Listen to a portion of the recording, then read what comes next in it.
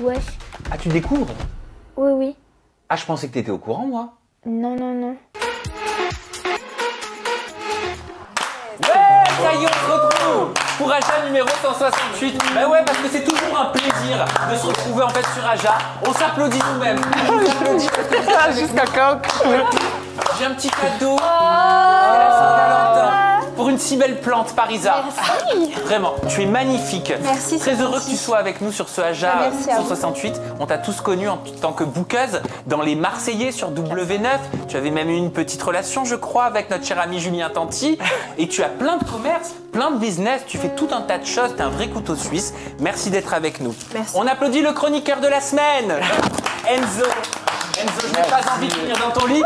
Je t'offre quand même une rose. Merci beaucoup. Voilà, bonne Saint-Valentin. Merci, c'est gentil. T'es beau comme tout. Merci. Alexandra, une Merci. jolie rose pour une jolie jeune femme. Merci, merci beaucoup. Anouchka, une jolie rose pour une belle plante aussi. Ouh, merci. Ce sera la seule qui Satis, recevra aujourd'hui. Un gros bouquet pour un gros nounours. Gêné quand même. Merci. Je t'offre une petite rose. Et je Vraiment m'offre aussi une rose Ah oui. parce qu'à la Saint-Valentin, le self-love, Ouais. l'amour de soi, la confiance en soi, le fait de s'aimer tel que nous sommes, avec nos défauts et nos qualités, c'est hyper important. Donc voilà, belle Saint-Valentin À toutes. Merci beaucoup. Ouais, merci. On va changer d'ambiance tout de suite. On va tout de suite changer d'ambiance parce que je vais poser une question, là, maintenant, Oula. aux agiatrices et aux agitateurs qui sont en train de nous regarder et qui vous concernent, J'aime pas du les tout. chroniqueurs Oulala. ici présents. Ouh, attends. C'est une question qui La vous pose, là. concerne directement et c'est une question à laquelle vous, agiatrices et agitateurs, allez pouvoir répondre, elle est là. Voulez-vous voir un chroniqueur en co-animation à mes côtés le temps d'une émission? Oh oh. Oui ou non? Si derrière votre écran, vous avez envie de voir Alexandra, Zatis ou Anouchka le temps d'une émission, co-animateur à mes côtés pour un Aja, dites-nous si le projet vous plaît, donc oui, ou alors pas du tout, non. On découvrira vos votes. Vous avez quelques minutes pour voter dans le chat sur Twitch. On a des numéros, comment ça marche? Alors, ils votent pas pour vous. Pour l'instant, ils décident. Choisissent s'ils veulent voir l'un de vous en co-animateur à mes côtés le temps d'une émission. Ok. Et en fin d'émission, une fois qu'on découvrira le sondage, si nos agiatrices et agitateurs le veulent, je vous lancerai un défi. Ok. Bon, moi, je sais déjà que je vais pas l'accepter ce défi. Je le sens mal, je sais pas pourquoi. J'ai des très bons défis, Zatis. Ok, ouais, bah, justement, c'est ce qui m'inquiétait. Bon, on disait ravi d'accueillir Parisa, vous l'aviez vu sur W9 aujourd'hui, vous la voyez sur Aja, tu vas pouvoir mettre ton grain de sel, donner ton avis dans l'actualité pop culture, influence et télé-réalité. Enzo, t'es notre chroniqueur de la semaine et qui dit chroniqueur de la semaine dit quoi? Jingle. Attends parce que je me souviens plus moi-même. C'est l'aggro, c'est la nuit, c'est la chronique de la semaine, c'est l'aggro, c'est la nuit, c'est la chronique de la semaine, c'est l'aggro. C'est le chroniqueur de la semaine. Non, c'est Zatis.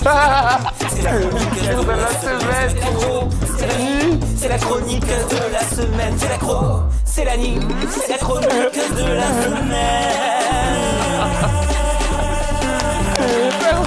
Merci Sam pour cet accueil. Je m'en veux pas, j'ai pas eu le temps de le refaire. Non, mais je t'en veux pas. Voilà, résultat, ça reste en chroniqueuse de la C'est pas semaine. grave, c'est pas grave. Mais ça fonctionne bien quand même. Ok, on va j'aime ça comme ça.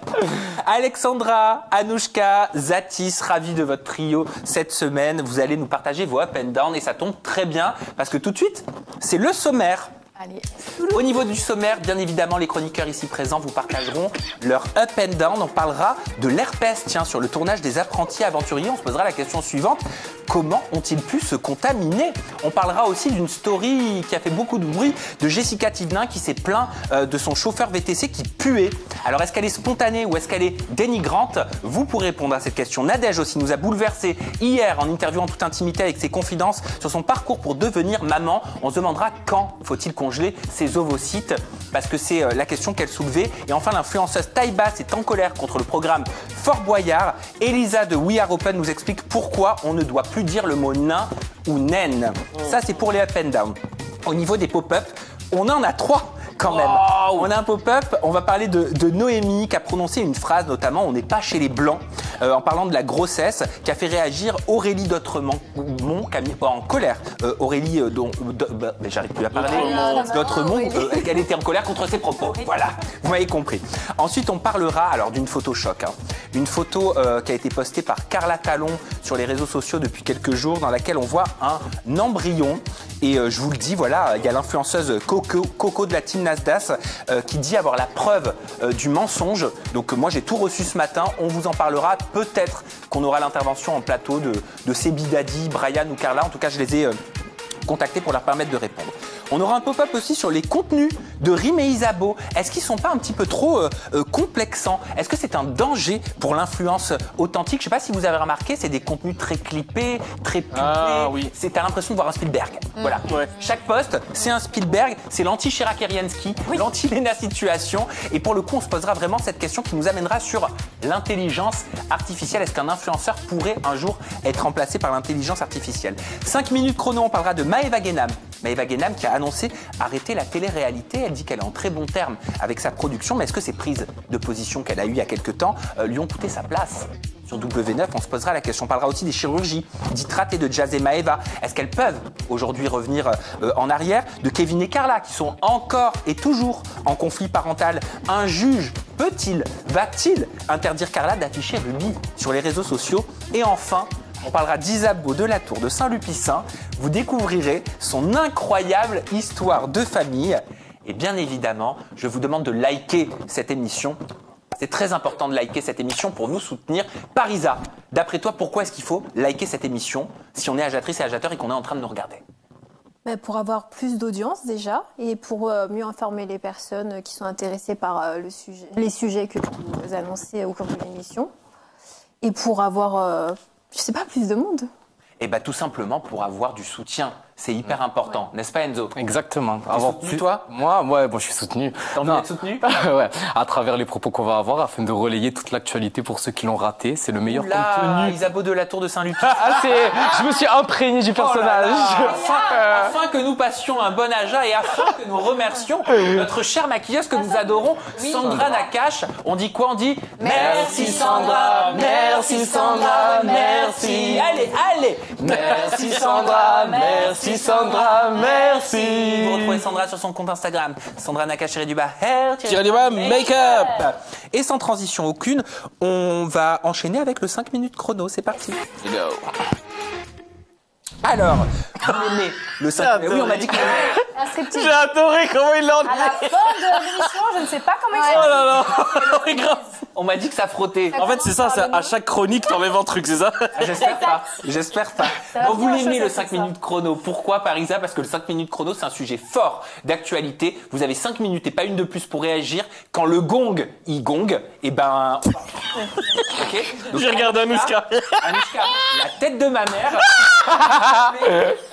Ne fais pas le monologue. On va commencer 5 minutes chrono avec Maëva Guénam qui annonce arrêter la télé-réalité. Alors, ces prises de position lui ont-elles coûté sa place sur W9? Top chrono.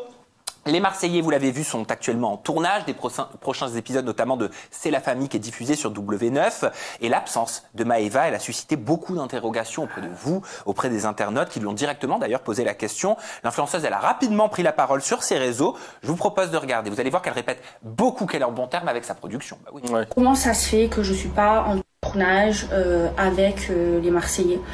Là, je crois qu'ils sont en train de tourner C'est la famille. J'ai décidé d'arrêter la télé. Maintenant, ça ne veut pas dire que je suis en froid avec ma production, c'est vraiment que moi, j'aspire plus à ça. J'ai envie d'arrêter la télé.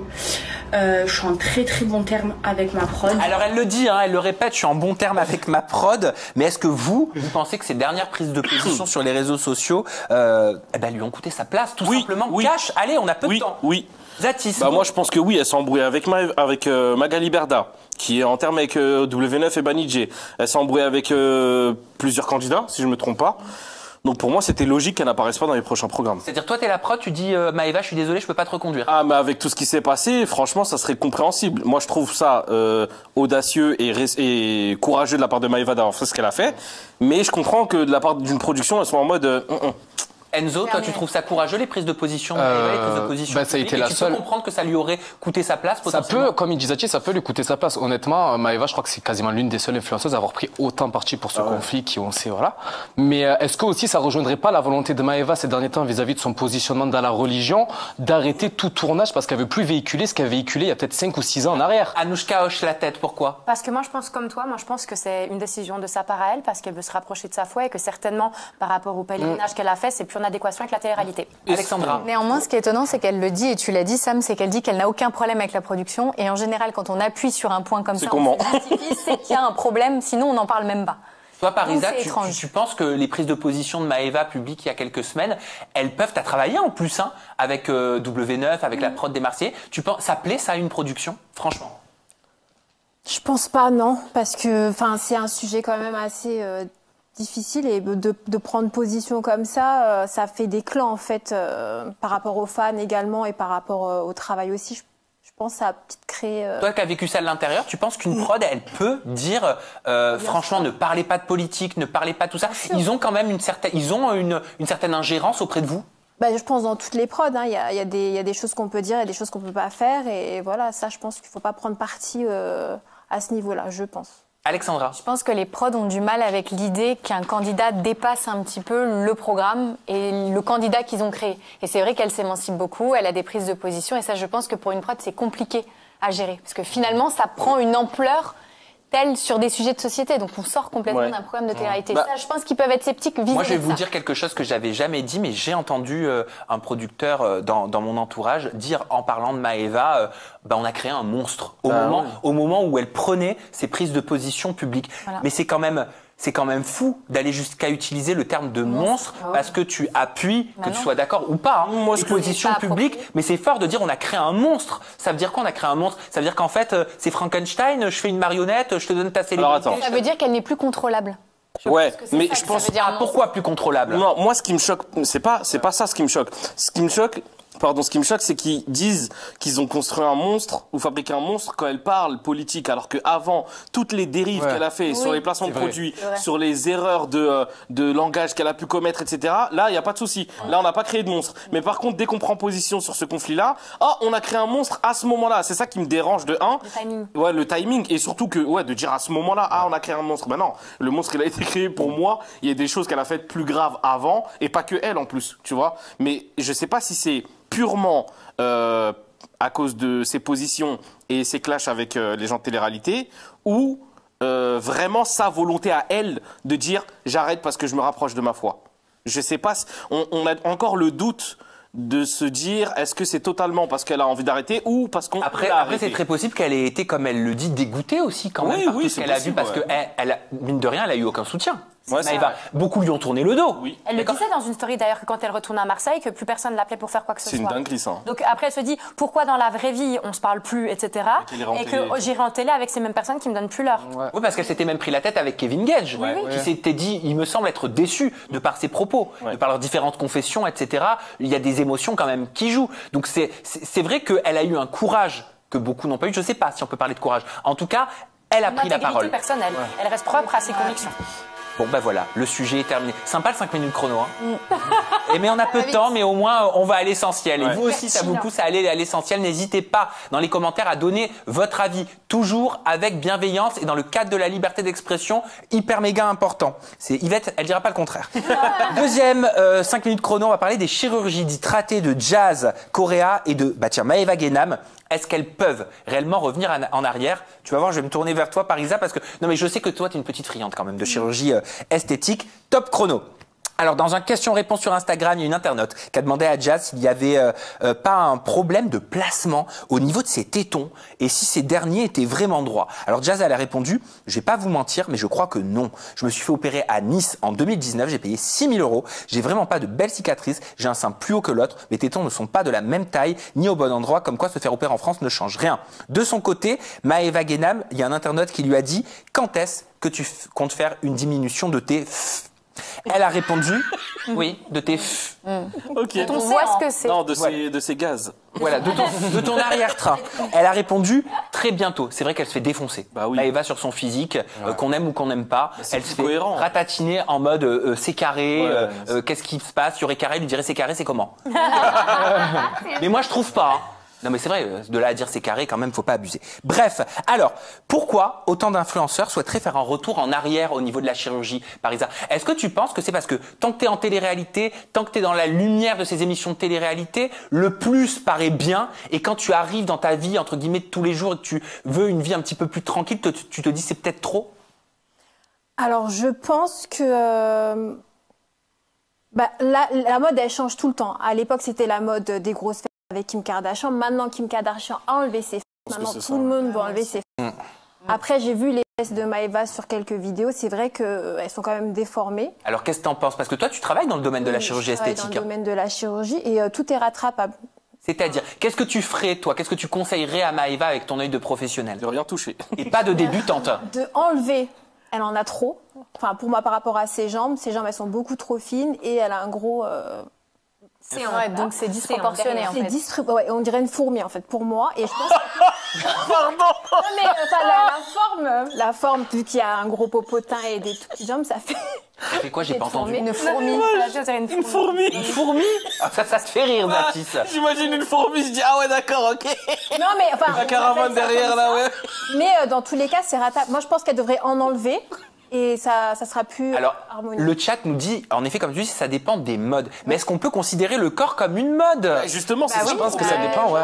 Mais non, là. Mais non, je suis pas d'accord, mais je pense qu'elles l'ont fait par Attends, rapport à Zati, l'air c'est du juste moment. après toi, Enzo. Pour moi, en fait, tout est une mode, les habits, les trucs, mais le corps, faut le laisser comme il est, parce que après, bon, c'est peut-être parce que je suis croyant, mais pour moi, Dieu ne fait pas les choses au hasard et le corps est très bien fait. Si on veut changer quelque chose sur son corps, c'est possible, mais il y a le sport, il y a les régimes, il y a les trucs, etc. Pour moi, il n'y a pas besoin d'en arriver à la chirurgie pour changer un corps. Enzo et après Anouchka. Non, moi, c'est dans le sens où je voulais appuyer sur le fait que, comme disait Parisa, je pense que c'est avec l'air du moment aussi. Oui, c'est ça, c'est vrai aussi. par mode. Il y a la chirurgie qui a été faite dans le cas où c'est des complexes. À ce moment-là, c'est une autre histoire. Mais je pense qu'il y a beaucoup d'opérations et de changements physiques qui ont été faits parce qu'elles voulaient enjoliver leur image, j'entends ce que je veux dire par là. Et aujourd'hui, qu'elles ont plus ce rythme de vie, la tourmente des tournages et tout, c'est plus ce qu'elles veulent véhiculer. Donc, elles ont des regrets. C'est une belle analyse que tu as fait au début. Est-ce que c'est... Merci. Ouais. Non, mais c'est vrai, t'as résumé le Mais est-ce que c'est pas normal, on va parler français, d'avoir, quand on est une femme, un téton ou un sein plus haut, plus bas que l'autre? Je veux dire, nous les hommes, Zatis, Ouais, voilà, on, a parce que bien, moi, je peux pas. on a bien une testique qui est plus haute que l'autre. Bah après, de nouveau, ça dépend des femmes. Parce Non, que là, t'as- C'est vrai. Mais c'est vrai, mais après. Physiologiquement, pardon, le sein de la femme, le sein gauche n'est pas le même que le sein droit. Dû aux Il y a hormones. Après, ils peuvent se ressembler, mais... C'est les hormones, c'est une histoire d'hormones, c'est souvent le sein droit qui est plus petit. La testie droite, c'est pas la même que la testie gauche. Mais arrête de me poser ces questions. En plus, il me regarde en mode il appuie. Parce que ça peut rassurer des hommes aussi.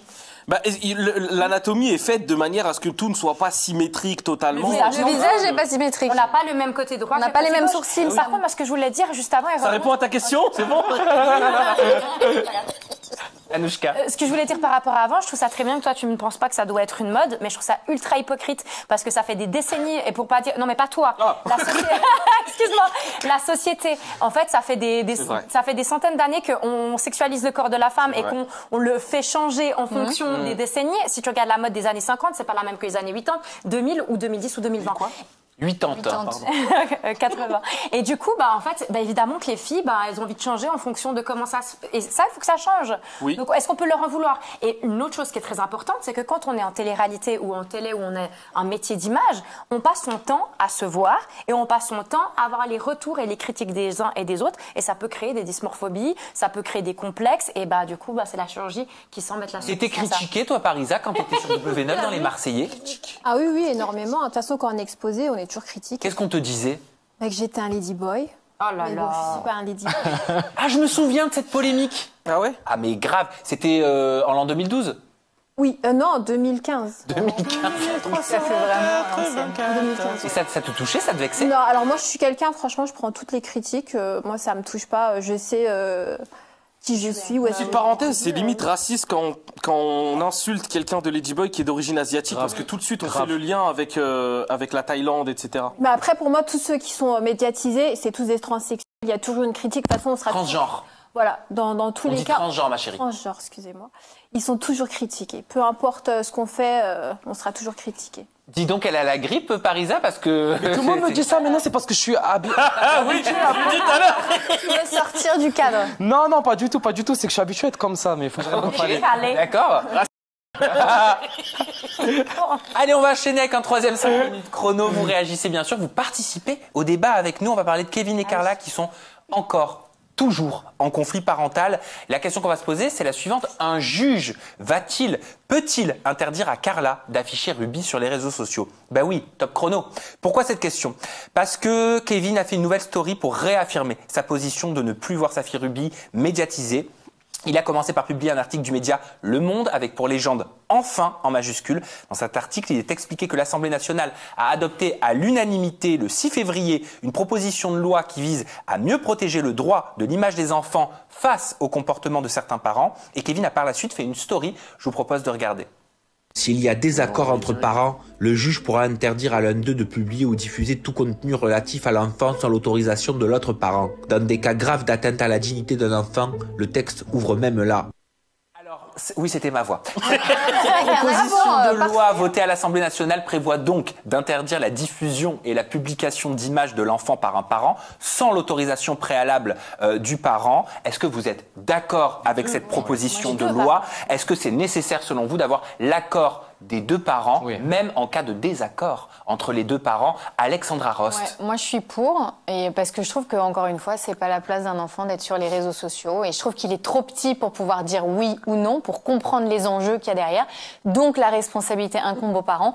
Et oui, les deux parents doivent arriver quand même à se mettre d'accord. Je trouve ça terrible si t'arrives pas à te mettre d'accord. Donc, ça veut dire que à partir du moment où il y en a un des deux qui est pas d'accord, ben faut écouter celui qui est pas d'accord. Comme quand il fait trop froid, on ferme la fenêtre. En fait, c'est comme quand on dit il y a un doute. Quand il y a un doute, c'est qu'il y a pas de doute. Bon bah si déjà là il y en a un des deux qui veut pas, ben on est des parents responsables et donc pour l'image d'un enfant, on le protège. Est-ce que toi, tu es d'accord avec ça, Enzo, chroniqueur de la semaine? Est-ce que Carla, elle doit arrêter de montrer son enfant si le papa ne le veut plus? Moi, je pense que oui. Après, peut-être trouver un accord afin de minimiser du moins les snaps de Carla. Dans le sens où si Carla, son contenu exclusif, c'est de montrer Ruby et que ça pose vraiment problème en termes de protection vis-à-vis de ce que pense Kevin, essayer de montrer une autre facette dans ses snaps, faire des contenus peut-être des conseils de maman, des trucs qui peuvent plaire à sa communauté sans pour autant porter préjudice à l'enfant. Que veux-tu dire, Isabeau de la Tour de la Sainte-Lucie? Penses-tu que Carla Moreau met beaucoup trop en scène son enfant à des fins commerciales? Non, j'ai pas dit ça, c'est toi qui l'interprète comme ça. Mais c'est peut-être ce que Kevin pense par contre. Non, mais en fait, c'est ça le problème qui va se poser dans les jours à venir, c'est qu'il y en a certains qui vont interdire pour embêter l'autre. Ouais. En mode, vu que là, Carla, Kevin, c'est l'exemple parfait parce que Carla, on sait qu'un petit peu son fond de commerce, c'est ça, c'est de tout faire avec son enfant. Bah peut-être qu'on pourrait soupçonner Kevin de vouloir l'enquiquiner. Après, elle aime son enfant, elle vit avec son enfant, oui, voilà, elle monte son enfant, elle gagne de l'argent avec son enfant. Mais ça peut être comment dire, un moyen de pression ou d'embêter son ex-femme qui justement ils sont un petit peu en guerre, de lui dire ah ouais, bah ok, je veux plus. D'ailleurs, c'est ce qui, excuse-moi, mais pour rebondir là-dessus, c'est ce qui est arrivé avec Martial, le mari de Mélanie, Dacruz. En fait, c'était un moyen de vengeance parce qu'il savait que c'était son fonds de commerce et c'était un moyen de lui couper les C'est vivres. pas vraiment son fonds de commerce à elle, c'est moins que celui de Carla. Alors parce que Kevin, typiquement, Parisa, il avait tourné dans une émission qui s'appelait C'est la MIF, etc. La famille. Voilà, on voyait Ruby au moment où ça se passait entre guillemets bien entre eux. On voyait Ruby. Est-ce qu'il a le droit de changer d'avis maintenant qu'ils sont plus ensemble, ou est-ce que tu penses qu'il change d'avis juste pour l'embêter? Non, je pense c'est pour la sécurité de la petite quand même, hein, parce que exposer nos enfants comme ça face à des gens qu'on connaît pas, on sait pas il y a qui derrière les écrans, et c'est vrai qu'il y a vraiment des gens très très bizarres. Moi qui ai l'habitude de recevoir des messages bizarres, et le fait que elle soit petite, elle peut... On peut changer d'avis? Oui, il a le droit de changer d'avis. Il a le droit d'avoir tourné un temps avec la petite et aujourd'hui, même si ça se passe mal, de dire je veux plus que tu l'exposes, notre fille. Heureusement. Pourquoi, Alexandra? Parce que c'est un choix délibéré d'exposer ou de pas exposer, et puis tu peux l'avoir fait un temps, puis te rendre compte que ton enfant grandissant, il peut subir des critiques, ils ont peut-être reçu des messages qui sont déplacés. J'en sais rien, je suis pas à sa place, mais si ça se trouve... Je me souviens que j'en avais parlé avec Kevin et qui m'avait dit à un certain âge, l'enfant peut changer, donc on va plus le reconnaître à l'école au bout de 3-4 ans, parce que le visage d'un enfant entre 0 et 3 ans change beaucoup, et il se disait que pour les premières années ça va, mais au bout d'un moment je vais arrêter parce que on va commencer à la reconnaître vraiment à l'école et que son visage changera plus et que j'ai pas envie qu'on l'embête à l'école, c'est ce qu'il avait dit. Enzo, il est en PLS, il voit qu'il reste 45 Non, pas du tout. Mais puis en plus, à l'instant T où ils avaient fait C'est ma famille, c'est quand même un programme à la base qui est dédié au nouveau quotidien de nouveaux parents. Donc peut-être qu'à ce moment-là, Afin de montrer la vie de parents. Arrête. tu veux trop me faire, hein. On perd des secondes là, pour me faire. Mais que du coup, ils étaient concentrés à l'idée de montrer leur nouveau quotidien. Peut-être qu'aujourd'hui, certains snaps de Carla, j'en sais pas, font peut-être l'objet de polémiques et tout, et que ça le dérange. Parce que le chat dit que Kevin est hypocrite et qu'il s'est servi de l'image de sa fille. Hein. Eh ben lui, Kevin répond ouais mais c'était entre 0 et 2-3 ans que maintenant son visage change, elle rentre à l'école, je veux plus qu'on l'embête à l'école. Donc en fait voilà, s'il y a le doute, on sait pas. Moi je comprends. Le bon soupçon comme toujours. Oui, le bon soupçon pour toi. Et d'ailleurs le chronomètre de toute façon va s'arrêter. Et je vous propose qu'on réponde de façon un petit peu plus officielle justement à cette question. Parce qu'on a posé la question à un avocat. Ah oui, on est comme ça sur Aja. On a posé la question à un avocat spécialisé en droit d'image. Voilà. Ben oui, qui de mieux qu'un avocat spécialisé en droit d'image et que Maître Berthet pour nous répondre? Eh bien, Maître Berthet a répondu à la question suivante par rapport... Qu'est-ce que je fais rire, Alexandra? Je suis toute oui, j'écoute. Tu me regardes, on me dit... Je suis suspendue, j'ai tes lèvres. Ouais. Eh bien, on lui a posé la question. On lui a dit, voilà, mais concrètement, qu'est-ce qui va se passer? Concrètement, est-ce qu'un juge, il peut dire... Oui, tout à fait, Monsieur Gage a raison. Votre fille Ruby, afin qu'elle ne soit plus exposée... Enzo, eh bien, vous n'avez plus le droit, Madame Moreau. Eh bien, découvrons la réponse de Maître Berthet. Bonjour Samy. Cette question est d'actualité et elle est loin d'être anodine. Il faut en effet savoir que 50% des images échangées sur les forums publics sont issues de publications diffusées par les parents sur les réseaux sociaux. La proposition de loi qui vient d'être adoptée à l'unanimité vient en fait confirmer la jurisprudence établie ces dernières années par les tribunaux et notamment depuis une décision de la Cour d'appel de Grenoble en 2014 qui avait considéré qu'un parent qui avait diffusé des images de son enfant sur Facebook ne pouvait pas le faire sans l'autorisation préalable de l'autre parent. Ce type de décision a été ensuite confirmé par la Cour d'appel de Versailles en 2015 et par celle de Paris en 2017, ce qui fait que la jurisprudence est bien établie et est confirmée aujourd'hui par cette proposition de loi qui sera applicable prochainement, mais rien n'empêche aujourd'hui les juges des affaires familiales de décider qu'un parent ne peut pas diffuser d'images de son enfant sur les réseaux sociaux sans l'accord préalable du second parent. La question est tranchée et la réponse est claire. Merci. Réponse très très claire de Maître Berthet. Hein. J'ai une dernière question. Ruby risque de ne plus apparaître sur les réseaux de Carla Moreau. Hein. J'ai une dernière question. Vas-y maintenant, comment on sait qu'on a donné son accord ou pas? Imagine maintenant, on dit t'es d'accord? Ouais, je suis d'accord. Ok, ah bah non, je suis pas d'accord. Bah, vas-y, sors-moi une preuve que je suis d'accord. Ça peut jouer comme ça aussi. Bah non, parce que qu'il faudra faire un contrat. Un contrat, oui. Si tu snap là, tu peux signer le contrat. Mais si t'es d'accord, tu l'amènes pas devant le juge l'histoire. C'est qu'en cas de conflit en fait. Mais imagine à un moment donné, il y a un conflit qui se crée et dire ouais, moi j'avais jamais donné mon autorisation il y a 6 mois ou il y a 1 an. Comment on prouve ça? C'est ça la question. Oui. Eh ben je sais pas. Voilà. Et ben Maître Berthet. Non mais Maître Berthet, on lui reposera la question. Samy, voilà. tu vas lui reposer une question. Samy reposera une question à Maître Berthet. Merci en tout cas pour votre temps, Maître Berthet. C'est adorable. On va parler tout de suite d'un nouveau 5 minutes chrono. Et tu vas adorer puisqu'on va parler d'Isabeau de la Tour de Saint-Lupicin. Je trouve que c'est d'une classe. Ah, c'est beau. Oh là là que c'est beau. Long. Alors vous allez découvrir son incroyable histoire de famille. Vous allez bien Enzo? Ça va très bien. Oui. Et vous, Parisa, tout se passe bien? Bien, merci. Et vous, mon cher Samy, comment allez-vous? Oh bien, écoutez, Samy va très bien. Comment va-t-il? Ma très chère Alexandra Roth, comment allez-vous? Alexandra de la Rostinière. Ah, Alexandra de la Rostinière. Et tiens, si vous aviez une particule avant qu'on découvre la story de Parisa, et je tiens à préciser, on me le dit pas du tout dans l'oreillette, mais je préfère anticiper, disclaim, je me moque pas du tout d'Isabeau de la Tour. Au contraire, je trouve ça d'une classe incroyable. C'est beau, très beau. Ah ouais, c'est beau. C'est beau. Toi, si t'avais un titre de noblesse, ce serait quoi, Zatis? Oula. Ok. Voilà. Comte de... Non? Non. Un comte. Zatis de la quoi? Zatis de la de la street. Pas mal. Ok. Enzo, ce serait quoi, toi? Enzo de la comtesse de la Castellane. Oh, c'est pas mal, c'est sympa. Moi, ce serait Samzira du Haja du en toute intimité. Bah oui. Anouchka. Yvette. Anouchka de la Yvette. Anouchka de la Yvette et Parisa. Alors là, je sais pas. Parisa des Marseillais. Voilà. Ok. La Marseillaise. Bon, Oh, et ben fun. je vous propose de Ah oui. découvrir la story d'Isabeau de la Tour qui a participé à la trend. Justement, c'est comme ça qu'on a appris tout ça. Bien sûr que. Regardez. Mais qu'est-ce que c'est ça? Je viens d'une très vieille famille française, donc bien sûr que on remonte jusqu'en l'an 800 après Jésus-Christ, je crois. Donc bien sûr que je vous vois mes parents. Ma mère, je leur dis par exemple, vous pouvez me passer le sel. Donc bien sûr que j'allais à la messe en latin quand j'étais petite. Donc bien sûr que tous mes cousins, tantes et oncles ne rencontreront pas mon mec, sauf si un jour je me fiance. Je peux pas ramener mon mec genre à des mariages ou des fêtes de famille si je suis pas fiancée. Bien sûr que, par exemple, j'ai une tante et un oncle qui se vous voient entre mari et femme quand ils sont en public. Bien sûr que j'ai aussi des tantes et oncles qui vous voient leurs enfants en public. What the fuck. Bien sûr que je portais des robes à smock quand j'étais petite. Bien sûr que mes frères sont allés en pension chez les bonnes sœurs. Bien sûr qu'il n'y a normalement aucun rapport avant le mariage. Bien sûr qu'on fait des fêtes de famille à plus de 300. Bien sûr que je connais pas la moitié de mes tantes et oncles. Et la moitié de mes cousins d'ailleurs. Bien sûr que ma grand-mère a 14 frères et sœurs. Bien sûr que mon nom de famille est beaucoup trop long et que je le dis jamais vraiment en entier. Mais bien sûr que j'aime toute ma famille et que j'aime l'histoire de ma famille et d'où je viens. Et le chat est en train de nous dire, bien sûr que ça se voyait qu'elle venait d'une famille noble ou aristocrate, parce que ça se voyait dans son comportement, dans sa façon de s'exprimer, dans ses manières. Est-ce que vous l'aviez vu qu'Isabeau venait de la noblesse française? Non. Datis? À part le prénom Isabeau, qui est quand même un peu particulier, non.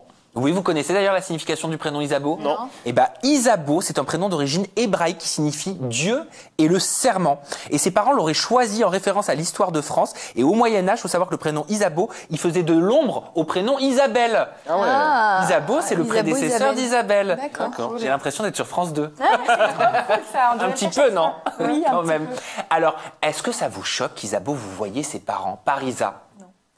Alors, je sais pas c'est qui Isabeau, désolée. C'est pas grave, mais le vouvoiement en soi, c'est ça le sujet. Je sais pas c'est qui. Non. Mais le vouvoiement. Ah, Tu sais pas qui le vouvoiement? dans la noblesse. Attends, je passe un petit message à la régie. On pourrait prévoir des grillons la prochaine fois. Je pense que oui, dans une famille de nobles, c'est comme ça. Oui, et vous, mon cher Enzo, vous pourriez, vous voyez vos amis, vos parents? Moi, tout est une question d'éducation, je pense, en réalité. Donc moi, ça me choque pas si elle, dans sa vie, elle fait ça. Moi, c'est pas possible vis-à-vis de la proximité. On m'a toujours éduqué à l'idée de tutoyer ma mère, mon père. Enfin, c'est pas beau. Pourquoi ça met une proximité, Alexandra? De tutoyer? Oui, Moi, le je pense que tutoiement. le vouvoiement crée une distance, mais après, je pense qu'effectivement, comme dit Enzo, quand c'est une question d'éducation, ça me choque pas du tout et je pense qu'on s'y habitue. C'est juste qu'il doit y avoir des scènes dans la vie quotidienne qui sont marrantes. Ouais, où oui, tu dis, d'un point de vue papa, extérieur, ouais. pouvez-vous me passer, je sais pas moi, le papier toilette? Tu vois, tu te dis, c'est quand même un peu lunaire, quoi. Mon amour, pourriez-vous retirer votre capote? Non mais voilà, c'est rigolo. Mais après, voilà, moi, ça me choque pas du tout. Je comprends tout à fait. Mais pourtant, elle dit l'inverse, Isabeau. Elle dit que le vouvoiement, ça crée pas de distance. Non, ça crée pas de distance. Vous arrivez à l'entendre? Ouais, Oui. ouais, ouais. Ouais, mais j'arrive pas à le concevoir parce que personnellement, ça en met une aussi. Mais chaque fois que j'ai discuté avec des gens qui utilisent le vouvoiement dans la famille, ils disaient que pas du tout, ça changeait pas. Ça crée un respect et ça place à un certain niveau pour moi les parents et il y a une sorte de hiérarchie en termes de respect. Je sais que dans la culture asiatique, il y a beaucoup ça. En Afrique aussi, on a ce truc du respect ultime envers la famille, les aînés, le droit d'aînesse et tout. Et je trouve ça hyper bon pour l'apprentissage et la culture et enfin je sais pas le respect de la famille en tout cas j'aime bien moi j'aimerais bien que mon fils il me dise Vous Ebi. En fait en arabe on l'a aussi parce que on dit baba pour vulgariser pour dire papa mais on dit Ebi pour dire père. Tu vois, et dans l'arabe littéraire, pourquoi tu rigoles? On dit Ebi et je trouve ça super beau, tu vois. Alors, à contrario, moi, ça me choque pas. Pas du tout. On m'a dit quelque chose dans l'oreillette qui dit dans le chat qui est plutôt marrant, ça te confond. Bah dis-le, c'est quoi? Dans le chat, il y a tout le monde qui dit, on dirait qu'on l'a forcé à être là. Et vous le vouvoiement, je sais pas qui c'est. Est-ce qu'on vous a forcé? Non, on m'a pas forcé, maman. On vous a pas forcé. Non, pas du vous tout. êtes sûr? Bon, c'est parfait. Vous savez qu'Isabeau, la famille d'Isabeau de la Tour de Saint-Lupicin, ils ont un blason. Ah ouais, c'est Bah stylé oui, ça. on en a tous. Ça, non. Elle porte une chevalière. J'ai pas de blason. Alors, je sais On est pas pas si c'est tous en même temps. suisse. Toi, t'as un blason. Oui, moi j'en ai un pour ma grand-mère ouais. et un pour mon grand-père et on n'est pas noble à ce niveau-là. Ah oui, on a fait nos recherches et on a vu stylé, que hein. c'était le Il doit avoir blason une de la chevalière. Tour de Saint-Lupicien. Franchement, Je moi que je trouve tous ça les noms classe. avaient, en tout cas européen. Bah ouais, j'aimerais bien avoir un blason, c'est classe, je trouve. aurait Allez, on quoi se fait un petit bien sûr que Allez, bien sûr que. Allez, c'est parti, je commence. Alors, je suis vu comme un blogueur de télé-réalité, alors que je suis producteur et créateur de contenu. Voilà. Bien sûr que j'ai des mèches blondes. Je suis humoriste, donc bien sûr qu'on pense que je suis drôle tout le temps et plus que ma femme, alors que c'est elle qui est plus drôle que moi. Anouchka. Bien sûr que je suis suisse. Alors, Non, je suis c'est suisse, d'abord donc et le bien sûr il est après. Il l'a fait à l'envers.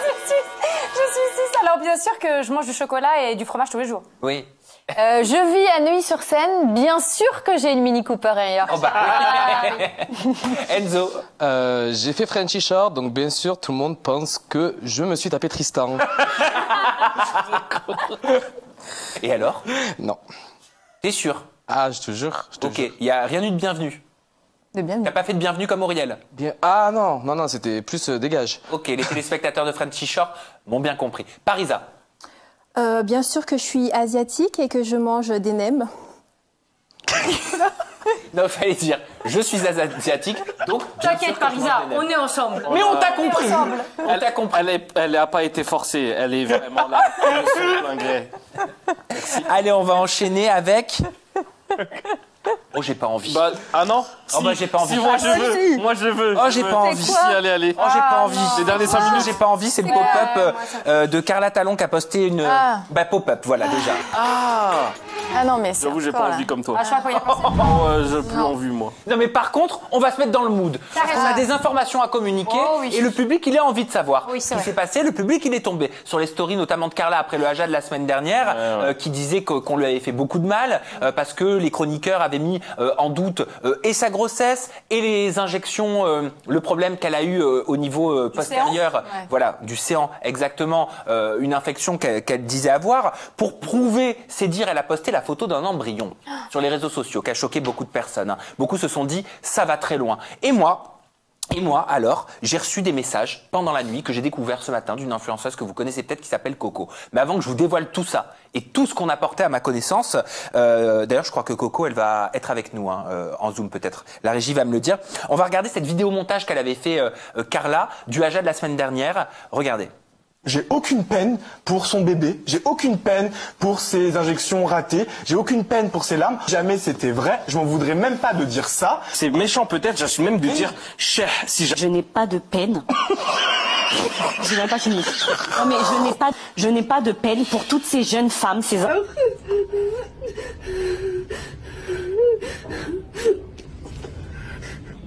Allez. Ça va aller.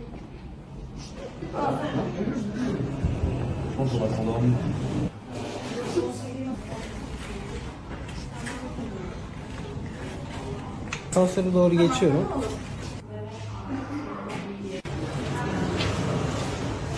Donc on va pas revenir sur le débat de la semaine dernière. En effet, il y avait juste quelque chose qui te tenait à cœur, toi, Zati, c'est le fait d'avoir dit, même si c'est faux, ben chais. Ouais, voilà, ça, moi, c'est un truc que je vais revenir dessus parce que, voilà, je suis toujours d'avis de dire le bon soupçon. Donc, jusqu'à preuve du contraire, mais vraiment vraie preuve, etc. Le cher, j'aurais pas dû le dire parce que, déjà, de un, j'avais complètement mis de côté cette histoire de bébé. Pour moi, je parlais que des injections. Et même si c'était que les injections, on ne peut pas se réjouir du malheur de quelqu'un suite à un mauvais choix. Et donc, tout à fait. Par rapport à ça, on peut remettre en cause, on peut remettre en doute, surtout quand on a l'habitude de voir les stories de Carla, Brian, Sebidadi, etc. On peut, je trouve très légitime d'avoir soulevé la question qu'on a soulevée la semaine dernière, qui était à force de crier au loup. Est-ce que vous estimez que c'est normal que le public ne les croit plus? C'est tout à fait normal. Par contre, je trouve qu'on tombe dans quelque chose d'autre quand on dit que ce soit vrai ou faux, quand le doute subsiste, de dire de toute façon, même si c'est vrai ou même si elle a une infection, tant pis pour elle. Voilà. Ça, je trouve que c'est à la rigueur, c'est pas bien. Et c'est ça, méchant. Je voulais juste c'est important de le dire. Voilà, un dernier truc. Donc déjà, de un, je me suis excusé par rapport à ça, et de deux, faut pas non plus penser que Jinda, parce elle commence en disant j'ai aucune peine, et tout de suite on a coupé ça alors qu'elle a dit derrière il y a un contexte. Voilà, il y a un contexte qui a été coupé. Je trouve ça un peu malhonnête de la part de la personne qui a fait le montage. Je pense pas que ce soit Carla, peut-être que c'est quelqu'un qui l'a fait, qui lui a envoyé, du coup ils ont relayé, mais Jinda elle dit j'ai aucune peine pour les personnes qui vont faire de la chirurgie avec tout ce qui s'est passé, et qui c'est par rapport à ça qu'elle dit qu'elle a aucune peine. C'est pas par rapport à la perte du bébé ni aux sœurs qui lui arrivent. Oui, mais quand on a un mal, c'est pas bien quand même de façon Oui, générale voilà, bien sûr. de se réjouir du malheur de quelqu'un, de Mais c'est très façon bien de générale. l'admettre et c'est tout à votre honneur de revenir là-dessus, je trouve. Voilà, mais le sujet c'est pas ça. Le sujet, je vais vous l'expliquer. C'est par la suite, Carla, elle a décidé donc de mettre ce qu'elle appelle des preuves sur les réseaux sociaux. On va voir. Alors nous, on a flouté parce que la photo, elle est choquante, hein, mais elle est disponible sur les réseaux sociaux. Nous, on l'a vraiment floutée. Donc elle poste. Regardez bien cette image, hein, parce que cette image, elle est très importante. Je vous propose de l'analyser ensemble. Cette image, vous voyez une main qui tient un sac, on est d'accord, une sorte de petite pochette dans laquelle semble-t-il il y a un mouchoir, un tissu avec un embryon que nous, on a volontairement flouté, une main qui a un petit tatouage sur le doigt. Vous le voyez en haut à gauche. Et on voit une sorte de sigle. En bas, il y a un fond. On se dit, est-ce que c'est un mur? Est-ce que c'est une feuille sur laquelle il y a un dessin? Est-ce que c'est un tableau? Mais il semble y avoir une lettre entrelacée l'une dans l'autre. Et ce matin, je me réveille et je reçois des messages de l'influenceuse Coco qui me dit, Sam, rappelle-moi, j'ai la preuve incontestable que la photo postée par Carla Talon de l'embryon, c'est du pipeau. Enfin, c'est pas la sienne. Elle me dit, c'est pas la sienne. La photo, c'est pas la sienne. Voilà. Donc moi, je l'appelle, je me dis, je sors du sport, je dis, mais qu'est-ce que c'est que ce truc? J'appelle Coco, je dis à Coco, mais qu'est-ce que tu me racontes? Comment tu pourrais savoir? Elle me dit, mais en fait, mon ancienne meilleure amie est une amie actuelle de Carla. Et sur cette photo, elle remercie cette amie en lui disant merci pour ton soutien, tout ça, Carla, etc. Elle me dit, ce que je vais te dire, c'est fou. Elle m'envoie une vidéo et on va le voir avec ce fond dont je vous parlais. On va commencer par regarder par ça et je vous explique la suite. Regardez cette vidéo du tableau. C'est un tableau qui est derrière cette photo de l'embryon dont me parle l'influenceuse Coco. Regardez. Ce tableau, c'est le fond que tu peux voir sur la photo. Si tu regardes bien, en fait, on voit ça sur la photo précédente. Et ce tableau, c'est un tableau que j'ai moi-même fait. Regarde, Designed by Coco. C'est des tableaux que je faisais avant, qui étaient chez elle le jour où elle avait pris cette photo. Voilà. Et on va revoir la photo qu'on a mis précédemment où je vous demandais d'analyser l'image et de regarder justement ces lettres entrelacées. On reconnaît l'empreinte du tableau de Coco qu'elle avait offert à cette meilleure amie à l'époque. Et on va voir maintenant la dernière photo qu'elle m'a envoyée, Coco, qui est juste dingue, où on voit une date. Celle du 25 novembre 2022, avec la même photo qui a été postée par Carla, avec cet embryon. Et Coco va tout de suite se connecter en Zoom pour tout nous expliquer, parce que cette photo, elle daterait pas d'aujourd'hui, elle daterait de 2022. Coucou Coco, en plus tu as mis le tableau derrière toi, bienvenue sur Aja. Salut. Bonsoir. Bon, est-ce que j'ai bien résumé? Comment allez-vous, ça va? Super. Est-ce que j'ai bien résumé? Est-ce que tu peux nous expliquer tout, clairement? Ok, alors, si j'ai décidé de prendre la parole, j'ai un écho, c'est super pénible, hein, c'est obligé. Ah, il faut. Alors, t'as pas mis tes écouteurs, mais pendant que tu parles, dans ce cas-là, t'as qu'à baisser le son de ton ordinateur. Voilà, et comme ça, tu t'entendras plus. Et quand on parle, Ok. on a tous envie de savoir. Bah ouais, là. Ok, c'est un peu mieux. Alors, du coup, si j'ai décidé de prendre la parole à ce sujet ce soir, c'est pour la simple et bonne raison que leur buzz va beaucoup trop loin. D'accord? Je ne suis pas contre les petites mises en scène, les trucs pour attirer l'attention, d'accord? Les fake couples, etc. On va dire c'est mignon, il n'y a pas de souci, ça divertit tout le monde. Mais là, créer du buzz basé sur des bébés morts, c'est pas possible en fait. Je peux pas cautionner ça. C'est la raison pour laquelle je rétablis la vérité. Et la vérité, elle est simple, c'est que toutes ces histoires, ou presque, sont fake. Alors, est-ce que tu peux être précise? Ça, je pense que c'est un secret pour personne. Coco, est-ce que tu peux être précise sur l'origine de cette photo? Parce que toi, tu m'as fourni une photo où on voit la même photo, c'est la même chose avec ton tableau derrière. On est d'accord que toi, t'as jamais été avec Carla? Jamais de la vie. En fait, cette photo, c'est tout simplement l'embryon de mon ancienne meilleure amie, qui à l'heure actuelle est très amie avec Carla. Et je visualise très bien la scène du genre oh my god, personne nous croit, on n'est pas crédible. Et mon ancienne meilleure amie qui lui dirait tu sais quoi, je viens de penser à un truc. Moi, j'ai une photo d'un embryon. T'as qu'à dire que c'est le tien. Et en fait, cet embryon, c'est l'embryon donc de mon ancienne meilleure amie après son avortement. D'accord. Et donc là, je suis donc face à la photo. C'est juste pour prouver que ce que tu as montré n'est pas une capture d'écran où j'aurais pu modifier la date. Il y a vraiment écrit 25 novembre 2022. Ouais. Et je te prouve qu'on est, hop, dans la galerie photo. Ah là là, c'est une galère ce truc. Attendez, c'est la galerie photo. Ah, c'est ma galerie photo, j'ai peur. Bref, on est dans la galerie, d'accord? C'est pas un mytho.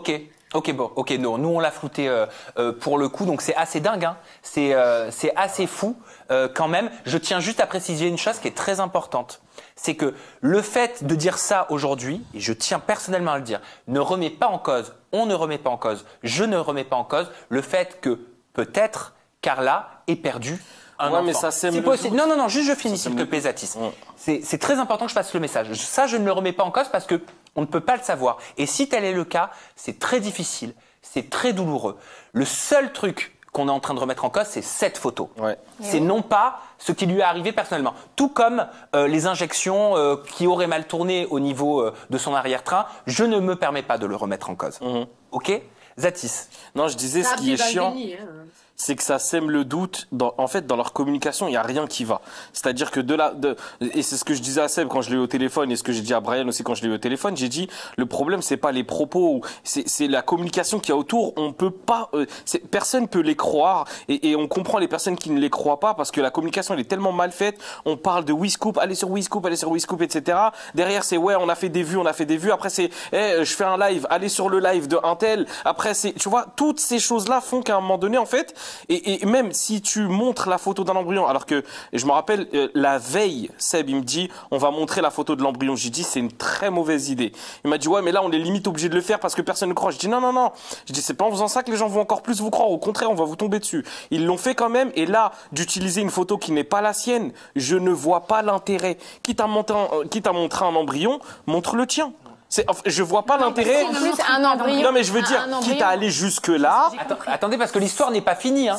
Restez avec nous pour l'instant, on termine cette discussion, mais l'histoire n'est pas finie, hein. Parce qu'un embryon remplace pas un autre embryon. On parle d'une vie, c'est une vie là, c'est une vie. Donc, quelqu'un d'adulte, on aurait remplacé quelqu'un qui est décédé par quelqu'un d'autre. Enfin, je trouve que le geste, moi, c'est plus même là, qui me fait de la peine. Même là, le fait de montrer et tout, c'était bien de le faire par rapport à la désinformation, mais j'ai l'impression qu'on oublie qu'on est en train de parler d'un fœtus, d'une vie qui a été très courte. Pour les femmes, même les pères qui auraient perdu un enfant, mais là, j'essaie de parler du processus physique. Pour les femmes qui ont vécu un avortement ou une fausse couche, qui ont senti le fœtus qui part, je trouve que c'est nous manquer de respect à nous toutes, enfin à ces femmes-là. Je suis tout émue, je suis désolée, mais je trouve que c'est très grave ce qui est en train de se passer là et qu'on minimise la gravité des faits en fait. Voilà, mais c'est grâce à Coco, hein. Donc merci, Coco, parce que sans tes messages que tu m'aurais envoyés, sans ce tableau. Et comment ça se fait que tu avais toi cette photo dans ton téléphone de ton ami qui date de 2022? Pour la simple et bonne raison que à l'époque on était très très proches et vous savez comment sont les femmes, on est proches même dans notre intimité et cette photo elle me l'avait envoyée en mode oh my god c'est dégoûtant, regarde je viens d'avorter, je suis choquée et elle m'avait envoyé la photo tout bêtement. Ok, donc toi quand t'as vu le post de Carla tu t'es dit quoi?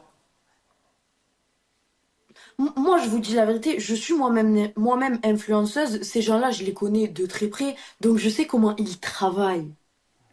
Moi, la vérité, je la connais. Tout est irréel. Je vous dis la vérité, elle a peut-être eu une réelle infection. Mais au-delà de ça, leurs scénarios sont... Enfin, tout est scénarisé, tout simplement. Moi, je le sais, je les connais de près. Donc moi, je me suis juste dit, ah, pas de bol. Là, je vais vous cramer vite fait. C'est tout. Ben oui, mais c'est ça qui est déroutant. Je suis désolé, c'est perturbant. C'est qu'on la voit à l'hôpital, on la voit pleurer. Qu'est-ce que tu dis en message privé? Qu'est-ce que tu dis en message public? Est-ce que tu es pris pour un imbécile? Est-ce qu'on est pris pour des imbéciles? Est-ce qu'elle souffre de ce qui peut être dit réellement en plateau? Où est la comédie? Où est la réalité? Où est la fiction? Voilà autant de questions, quoi. Ouais. Moi, je me dis juste qu'effectivement, sur l'histoire de l'injection, j'aurais du mal à imaginer qu'on puisse mettre ça en scène, aller aussi loin. Aller à l'hôpital et tout. Oui, pour moi, il y a des choses sur lesquelles on joue pas dans la vie. L'infection, j'y crois. J'y crois aussi. Ouais, moi aussi. J'y crois aussi, vraiment. Et c'est pour ça que j'ai culpabilisé, moi, la semaine dernière. Moi, honnêtement, je croyais tout. Je croyais qu'elle était en couple avec Sebi Dadi après Brian. Je croyais qu'elle... Moi, j'étais... Oui, mais alors, moi, je suis très naïve. Depuis le début, j'étais pour eux en mode, laissez-les vivre et puis voilà. Là où j'ai commencé à être perdue complètement, c'est quand il y a eu la fusillade. J'ai dit là, mettre ça à la... Enfin, c'est pas possible. Et puis là, ça va trop loin. Et d'ailleurs, cet embryon, bah là, apparemment, c'est celui de ton ancienne meilleure amie. Et on va voir pour la suite. Oui, et dans tous les cas, c'est un être qui a existé. Où va la limite du buzz? Où va la limite de leur scénario? C'est ça ma question. Dernière question pour Coco. Je vais te demander, Coco, de m'écouter attentivement parce que on s'est demandé si on allait quand même en parler. Et je vous cache pas que j'ai rien caché, ni à Brian, ni à Carla, ni à Seb. Ce matin, je leur ai envoyé des notes vocales pour leur dire voilà, je vais parler sur le plateau de la photo qui a été postée par Carla, de l'embryon. On va avoir un sujet là-dessus. Je pense que c'est important qu'un de vous puisse être avec nous en Zoom pour pouvoir entendre ce qu'il va dire et réagir et que je puisse vous poser des questions. On est d'accord, il n'y a rien de plus transparent. Bah oui. Voilà. Donc Carla m'a expliqué que c'était difficile pour elle parce que la semaine dernière ça avait été difficile. Brian qu'il était à ses côtés pour la Saint-Valentin, tout ça, ça peut s'entendre. Sebidadi devait être avec nous. Bon, peut-être qu'il sera pas. Je sais pas, mais je tiens à dire que de façon transparente, j'ai fait la démarche parce que c'est important pour moi qu'il soit au courant. Et rebondissement vers 18h, Coco, vers 18h. Tu m'appelles et là tu me dis Carla elle a pris la parole sur les réseaux sociaux et on va vous montrer à Ajatrice une story qu'elle a postée vers 18h 18h30 mais juste avant parce qu'on pourra pas faire le zoom et la story. Coco, pourquoi d'après toi elle a posté cette story il y a à peine 2 heures où elle dit bah c'est vrai la photo que je vous ai montrée de l'embryon c'était pas mon embryon. Ok, alors en fait, aujourd'hui, moi, je suis volontairement allée récupérer ce fameux tableau en guise de preuve. Donc, je suis allée chez NJ, chez cette meilleure amie qui s'appelle donc NJ. J'ai toqué à sa porte et j'ai dit voilà bonjour, j'aimerais juste récupérer un tableau qui m'appartient, est-ce que c'est possible de le récupérer? Et donc les personnes de chez elle m'ont dit ok, pas de souci Coco, tiens le tableau il t'appartient, tu peux le récupérer. D'accord? Et je pense que les parents ont quand même, vu que c'est chez ses parents, ils ont quand même dû prévenir et passer un coup de fil en disant Coco elle est venue récupérer son tableau. Et je pense que là elle a paniqué. Et tu penses que ça, plus le fait que moi j'ai prévenu que j'allais parler de la photo postée par Carla, il y a eu un lien qui a été fait? Exactement, bien entendu. Ils ont senti que il y avait quelque chose qui se préparait à leur sujet. Et je pense même qu'après avoir publié cette photo, ils ont dû se dire, là ils savent qu'ils ont fauté. Ils se disent mince, là cette photo... Bref, je te laisse mettre la story de Carla et après je vais te reprouver par A plus B que c'est des bêtises. Coco, merci beaucoup déjà parce que franchement c'était... mais t'as joué les investigatrices. Ah de ouf. Et je t'invite sur le plateau, tiens. Tu viens nous voir sur Aja prochainement? Avec plaisir.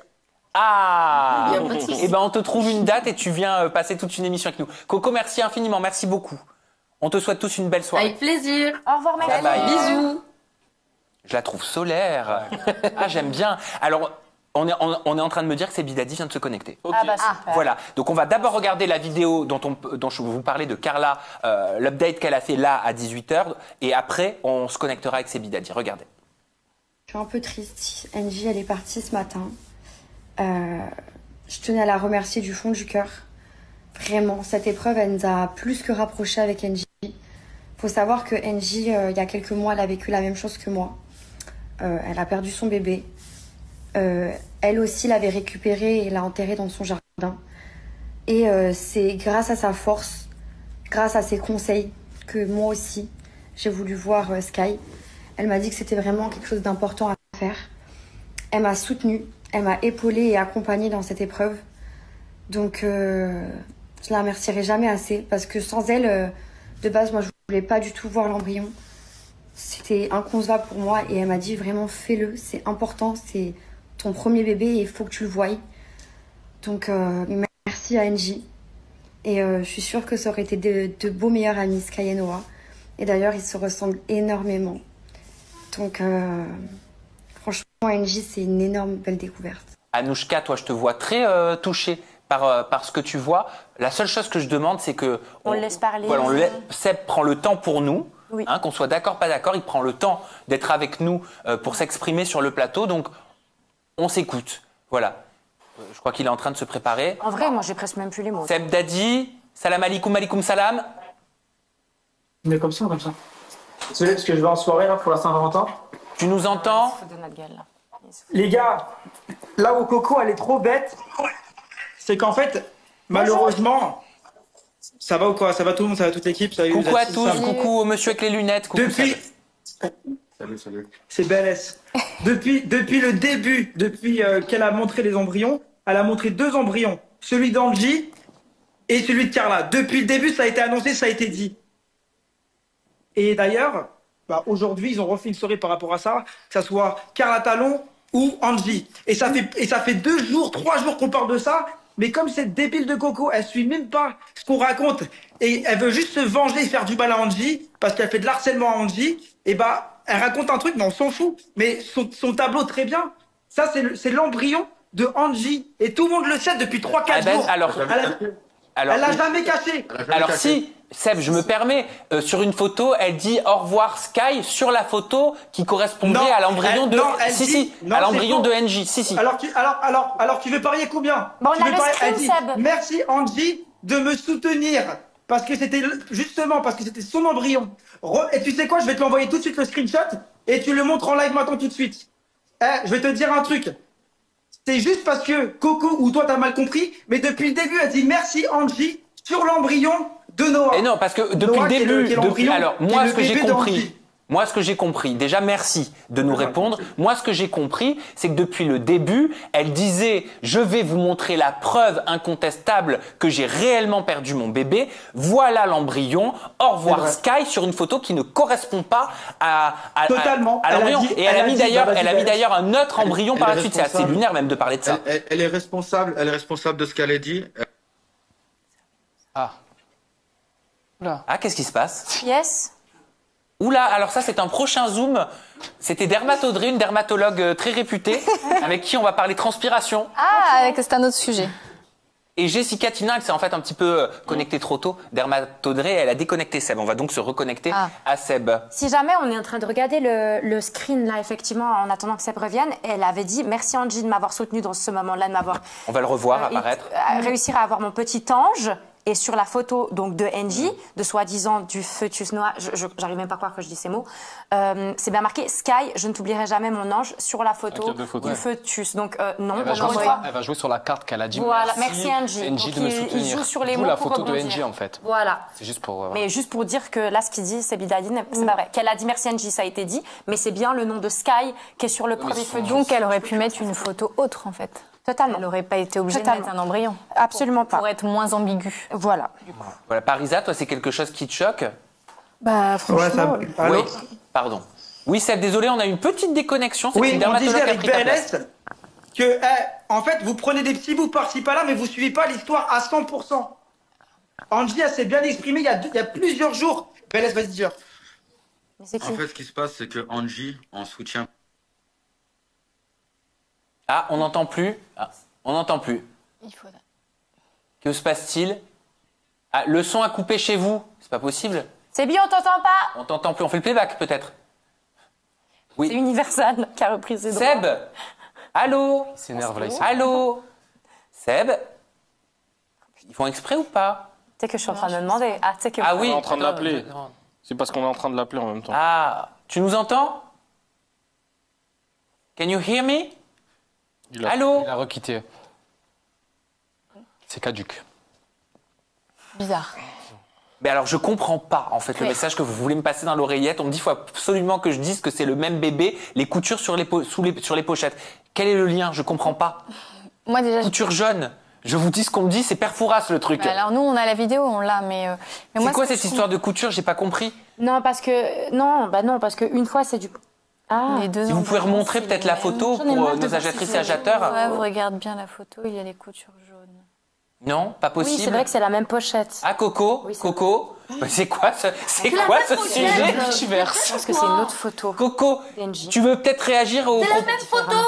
Ouais. Ah bah explique, j'ai pas compris l'histoire des coutures. J'ai pas compris l'histoire. Je vous explique. Ces 2 photos-là, c'est le même bébé qui appartenait à NJ. Moi, dans mon téléphone, j'en ai qu'une, c'est celle-ci. d'accord? Oui. Prenez ces 2 photos, regardez bien, zoomez bien les coutures, la matière sur Oui, laquelle non, on va cette pas chose zoomer, est nous. posée. Non. Voilà. C'est horrible, hein? Mais c'est 2 fois le même embryon dans la même pochette. Simplement sur la 2e photo, la pochette a été découpée et elle est ouverte en 2. Je le sais, putain, je sais pas. Ah, j'étais là, enfin, j'étais pas là, mais je le sais, quoi. Ok. Ah, c'est la même photo, les 2. Le même jour, zoomez bien, vous allez comprendre de vous-même. Ok. Pas sur le bébé, mais sur les coutures. Ok, les coutures, c'est pour ça qu'on me disait les coutures en mode Fort Boyard. Ok. Bon, bah merci Coco. Vous êtes naïf, hein? Une fois de plus. Merci beaucoup Coco. Vous êtes naïf. Allez, bisous. Ça va trop Oh, loin. mais qu'est-ce qui se passe? Qu'est-ce qui se passe? Je comprends plus rien, moi. Comment ça, c'est il arrive où? On est en train de me dire qu'il y a quelqu'un qui arrive, mais vous me faites ces tournées manège, l'histoire, c'est quoi? Qui arrive? Il pense qu'on le mute, mais ça va pas. Bah non, mais Et moi, je pensais qu'il rappelle-le. faisait semblant de pas. Mais rappelle-le. Ah, voilà. Oui. Ah, voilà. Seb, on Ok, t'en- je me répète. On a compris. Il faut que j'y aille. Je me répète avec BLS. Ça, il y a 3 jours, dans la photo qui a été... Ah non. Oh. Mais je vous jure, c'est fait exprès, c'est pas possible. Non mais c'est pas possible. J'espère que tu vas pas dire par la suite, c'est Bidadi qu'on fait exprès. C'est le frère. J'espère que tu as pas prévu ça quand même, parce que nous on te mute pas du tout, ça marche très bien nos zooms. Hein. Il va jouer là, ouais, ça. Arrête. Bon, ouais, bah tant pis, on va devoir arrêter ce sujet. Tu crois qu'il va dire que c'est parce que Il va on juste- le mute et qu'on veut pas le laisser parler, qu'il va faire un scandale par rapport à ça? Non, mais là peut-être qu'il a cru qu'on l'avait muté, mais on le mute pas du tout. Mais Moi j'ai non. très envie de savoir. Moi j'ai cru que c'était l'inverse. Maintenant je leur fais tellement plus confiance Bah que oui, j'ai moi, cru qu'il j'avais faisait une exprès de plus parler et qu'on l'entende plus parce que ça n'a aucun sens où il va. Allez. Moi, j'ai une vraie question. Baptiste, tu parles plus. Non, Oui, non, moi- mais très bonne idée. Vas-y, je te laisse t'exprimer. franchement, Je l'appelle et je ouais. vais en haut-parleur. Moi, dans cette histoire-là, je vais pas vous mentir. En fait, il y a tellement de mauvaise communication que quand moi, dans une histoire, j'arrive plus à savoir le vrai du faux, de ceci, cela, je ferme ma bouche, j'évite de dire des bêtises qui vont pouvoir blesser ou quoi que ce soit. Je dis plus rien, je dis, comme on dit en arabe, Allahu a'lam, c'est-à-dire Dieu seul sait. Oui, mais t'es là pour Oui, dire. mais on peut Ouais, je poser sais ce que on tu peut veux dire. poser des Mais là, en questions, fait, quand même. je vais, oui, bien sûr. Mais je suis en mode, je sais plus quoi penser. Plus de discernement. Moi, Non, je sais plus Il y quoi a penser. Brian qui est connecté. Mais c'est quoi? Mais c'était pas prévu. Bonjour Brian. Ouais, juste, j'aimerais bien juste dire un truc. Oui. Vous voyez, Coco, ça fait des mois, voire des années qu'elle est en train d'harceler Angie. D'accord? Alors Elle fait attention tout parce que pour c'est lui cacher ça. une accusation Non, pénale je m'en que bats t'as les envie de couilles. faire. Regarde bien, écoute. Non, pas des mots Ouais, je comme m'en ça. bats les couilles. Ah non, mais là par contre, je coupe le Je m'en live. bats les couilles. Non, Regarde bien, là, on parle avec des mots corrects. Tout le monde bug. On parle avec des mots corrects par contre. Non. Non. Nous, on fait attention à notre vocabulaire. Donc, on fait tous attention à notre vocabulaire. Mais en fait, Mais oui, j'ai l'impression que c'est pas possible. je sais où. Ça nous fait perdre de l'émission en vrai. Et là, il y a marqué Sebidadi n'est pas disponible. J'essaie d'appeler pour prouver qu'on ne le Mais mute oui, pas et qu'on bah veut oui, l'entendre. bah oui. Sebidadi, on ne veut pas te muter, on ne te mute pas. Je préfère le dire. On aimerait bien. Allô? Écoutez, c'est très simple, je vous explique. Voilà, là on t'entend. Le lien que tu me donnes. Donc, ce que j'explique, là je suis avec BLS. Il y a 3 jours, il y a bien écrit sur le fœtus ou l'embryon du bébé d'Angie. Merci à ton soutien, Angie. Pour quelle raison? Parce que Carla, avec le cyberharcèlement qu'elle a eu, on lui a tous dit qu'il faut qu'elle mette l'embryon pour que les gens arrêtent de la cyberharceler. Angie a bien dit, fais-le Carla, fais-le. Si tu veux, moi je poste mon embryon. Poste mon embryon et poste le tien, je te soutiens. Ok, mais tu vois là, je reçois des messages en même temps en direct de Kara qui me dit tu fais exprès de pas nous laisser parler, t'es sûr de toi Sam? Arrêtez vos conneries 2 secondes. Là c'est moi qui vais m'énerver Seb, parce que n'essayez pas de dire que j'essaie de vous muter, je suis en train de vous appeler, d'accord? Donc je suis bien sympa, je suis pas gentil, je suis bien sympa, mais me prenez pas pour un débile non plus. Ça va être ton assistante et il y a la preuve que ça bug ton truc, ton VMAX call. Ah d'accord, alors elle me dit dans l'oreillette t'as raison. Regarde, tous les gens qui me cassent les couilles, qui cassent les couilles, Carla, t'inquiète pas, vous savez quoi, on va ramener des documents, des vraies preuves. Non mais juste je veux pas qu'on me fasse passer, pour un mec qui mute. Je mute pas. Coco, tu fais une infraction chez Angie, mais... C'est pas une infraction, ses parents lui ont ouvert la porte. Et l'autre embryon, c'est le bébé de Carla. Vous comprenez rien parce que vous avez même pas suivi l'histoire depuis le début. Ok. Et bah alors, il y a ton frère. Alors, on va clôturer le sujet. Juste... Avant votre achat. Et là, vous faites du sale buzz. Ah non, pas du tout. Bah non, pas du tout. Pas du tout. On raconte bien l'histoire. Pas du tout, Seb. La preuve, on vous donne la parole. Tribunal. La preuve. Diffamation. On vous donne la parole. C'est pas ça de la diffamation. Alors, on va essayer d'appeler Brian parce que sinon, ça va être un gros. Ça me met mal. Pour toute l'histoire. Ouais, franchement, ça devient... Ah, il est revenu, il est dans Zoom. Juste pas de mots vulgaires, c'est tout ce que je demande. Vous m'entendez là? Oui. Allô? Oui, Oui, Brian. Juste pas de mots vulgaires, c'est tout ce que je demande. Pas de gros mots, non, parce que ça va me rendre fou, cette histoire, vous êtes en train de faire passer pour des fous, vous regardez bien. Là, Coco, ça fait peut-être plus d'un an et demi qu'elle est en train d'harceler Angie et ça ne s'arrête pas. D'accord? Je vais pas rentrer dans les détails parce que moi, je cherche pas à gâcher la vie des gens pour des trucs de fou. Ok? Nous, on cherche pas à raconter des conneries sur Internet, je m'en bats les reins. Si je cherche à faire des trucs de buzz ou de machin, je peux le faire autrement, vous le savez très bien. Sachez que sur les plateformes privées, si je veux buzzer en faisant des vidéos, je le fais. Tout d'abord, ça c'est le premier point. D'accord? Est-ce que On a entendu. Oh, c'est pas possible. Ah, il est là, on l'entend, on le voit pas, mais on l'entend. Ça y est, ça y est, ça y est. Ah. C'est bon. Ça y est plus. Non, franchement, c'est un sup. Il est parti. Non, je vous jure, c'est dur de continuer comme ça. Ouais, après on arrête, on passe à autre chose, hein, vraiment, parce que là... Bon, de dire, si on voulait faire le buzz, on le ferait autrement. Il veut dire quoi en faisant des fausses fusillades On sait qu'ils peuvent faire du buzz. Oui, on sait qu'ils sont Oui, Brian, je suis désolé, je t'appelle. Je te mets près de mon micro, d'accord? Vas-y, ça marche. On t'entend, on t'entend. Ça fait plus d'un an que Coco essaie d'harceler Angie. Et c'est pas le premier truc. Elle fait sauter ses réseaux, elle envoie des gens devant chez elle, il y a des preuves devant les caméras. Elle fait juste tout pour rendre fou sa vie. D'accord? Elle essaie d'envoyer des preuves de je sais pas quoi. Il n'y a pas de preuves de je sais pas quoi. C'est des conneries. Ça fait 3 jours qu'on raconte la même chose. Elle essaie juste de mélanger tout. D'accord? Carla s'est exprimée tout à l'heure et il y a 3 jours par rapport à ce sujet. Si vous pensez qu'on ment par rapport à ça, eh ben on ira en justice tous ensemble. Et on verra qui a raison maintenant. Vous voulez jouer les malins à faire des hajas par rapport à trucs, nanana, gossip. Et ben vous savez quoi? Non, mon chat. On parle de l'actualité, on parle de l'actualité, et c'est vous qui l'avez posté. Vous parlez de mon bébé, bande de cons. Vous parlez de mon bébé. On parle d'une photo, on parle d'une photo. Si t'as écouté, j'ai dit que je ne remettais pas en cause. J'ai remis juste en cause cette photo. Il n'y a plus de blabla. Non, je m'en bats les reins. Non, vous allez trop loin dans vos histoires. Coco, tout ce qu'elle fait, c'est d'harceler Angie. Elle s'en tape de vos histoires, elle s'en tape de ma vie privée, elle en a rien à foutre de ce que Carla est en train de vivre et de ce que moi je suis en train de vivre. Tout ce qu'elle veut, c'est harceler Angie depuis le début. Nous, pour le coup, on a des vraies preuves, caméras de surveillance, et là, cette histoire elle va aller loin. Alors, ça, c'est la vraie mais tu ne peux pas nier que la photo, la photo n'appartenait pas à Carla. On est d'accord là-dessus. Non, mais là, Coco, elle est en train d'inventer des conneries. Alors, la question, est-ce que la photo appartenait à Carla? La photo d'embryon. Question simple. Est-ce que la photo appartenait à Carla? Mais la photo que Carla a postée en disant que c'était notre enfant, bien évidemment que oui. Vous pensez qu'on est des imbéciles? Non, la photo qu'elle poste depuis 2-3 jours, la photo en question qui a été remise en cause par Coco, cette photo-là, est-ce qu'elle appartenait à Carla?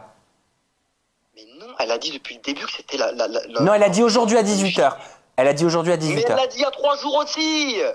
Bah pourquoi c'est la fin des mots aujourd'hui?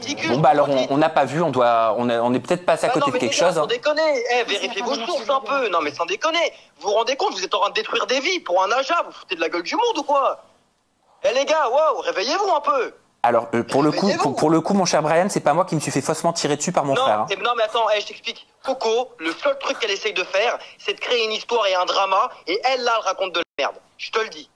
Et moi, je te le dis. Okay. Et tu sais très bien que pendant 3-4 ans, j'étais pas sur les réseaux sociaux, dans les machins, dans les trucs, parce que j'en ai rien à foutre de ça, moi. C'est pour ça qu'on voulait ta version. C'est pour ça qu'on voulait ta version. Et bah, ma version, elle a pas changé et elle ne changera pas.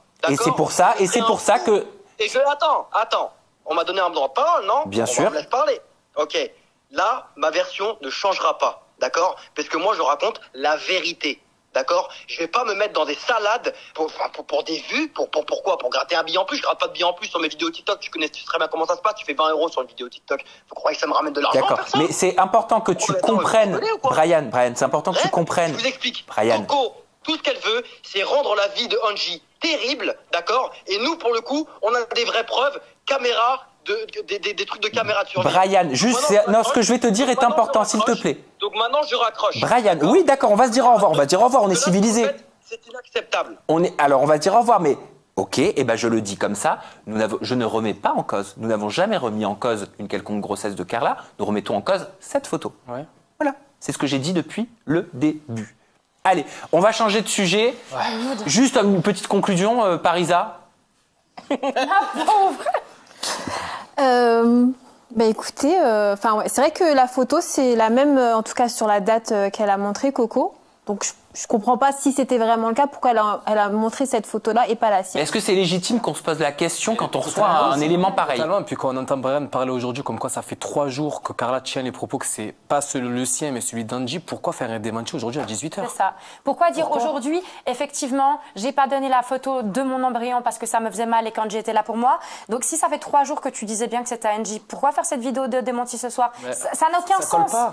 Et c'est pas nous question de faire du buzz sur eux. Le vrai problème dans cette histoire-là, c'est la communication qui est faite autour. Il y a rien qui est bien choisi. Il y a toujours des trucs qui font que ah bah voilà, bah regarde, tu peux pas dire ça. Et si c'était vrai, on peut. Et en fait, on remet tout en cause à cause de plein d'erreurs pour moi de communication.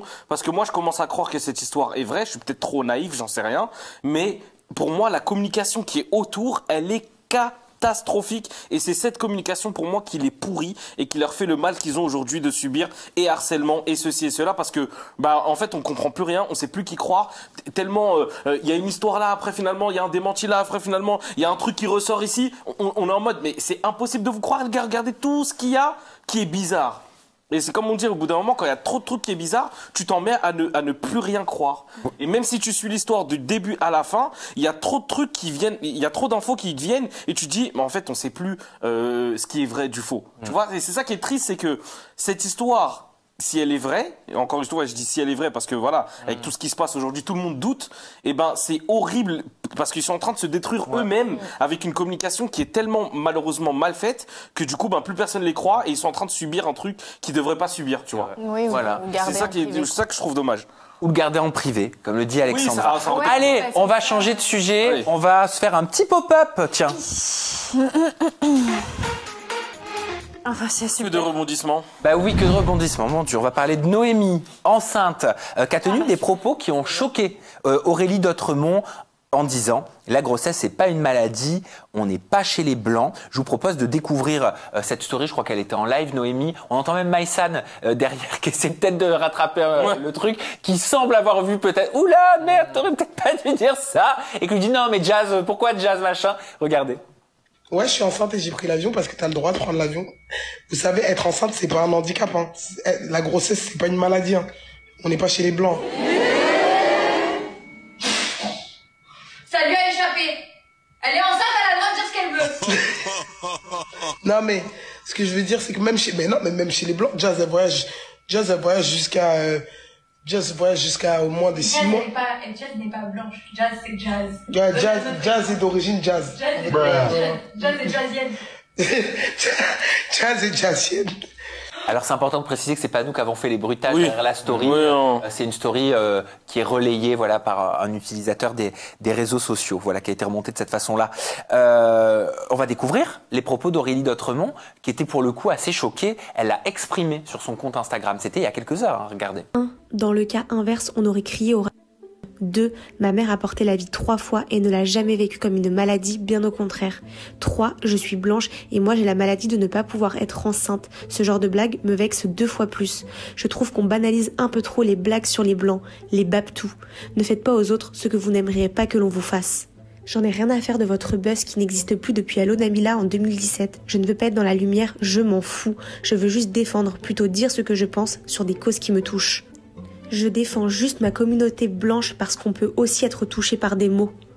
Pas nécessaire d'aller insulter Noémie, je pense sincèrement du fond du cœur que ce n'était pas dire pour faire mal à qui que ce soit. S'il vous plaît, pas dans la méchanceté, surtout pas dans le racisme. J'ai beaucoup de messages de femmes enceintes aussi, calmez vos hormones s'il vous plaît. On se détend maintenant. Cela arrive à tout le monde de dire des bêtises sur le ton de la rigolade. Quand on blesse des personnes, je pense qu'il faut s'excuser et j'en suis sûre que c'est ce qu'elle fera. On passe à autre chose.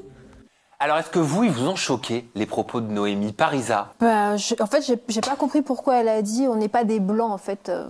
Parce qu'en fait, elle est en train de dire, ce que ça sous-entend, c'est que les Blancs vont être facilement à se plaindre, se victimiser, et puis à faire comme si c'était la fin du monde, de porter la vie. Enfin, c'est plus un truc de dire on n'est pas chez les fragiles, parce que voilà. quand on dit on n'est pas des Blancs dans un sous-entendu blanc fragile. Voilà, on sous-entend on n'est pas des fragiles, on n'est pas des personnes qui vont se plaindre pour mais je ne peux pas travailler, je suis enceinte, tu vois, c'est dans ce délire-là, mais c'est hyper maladroit. Alexandra. Ouais, voilà, oui, je suis d'accord avec toi. Je trouve que c'est maladroit, et en même temps, du coup, ça me choque pas parce que je me dis c'est tellement gros que Bah, je ça me sens devrait même nous pas choquer concernée. aujourd'hui, tu vois.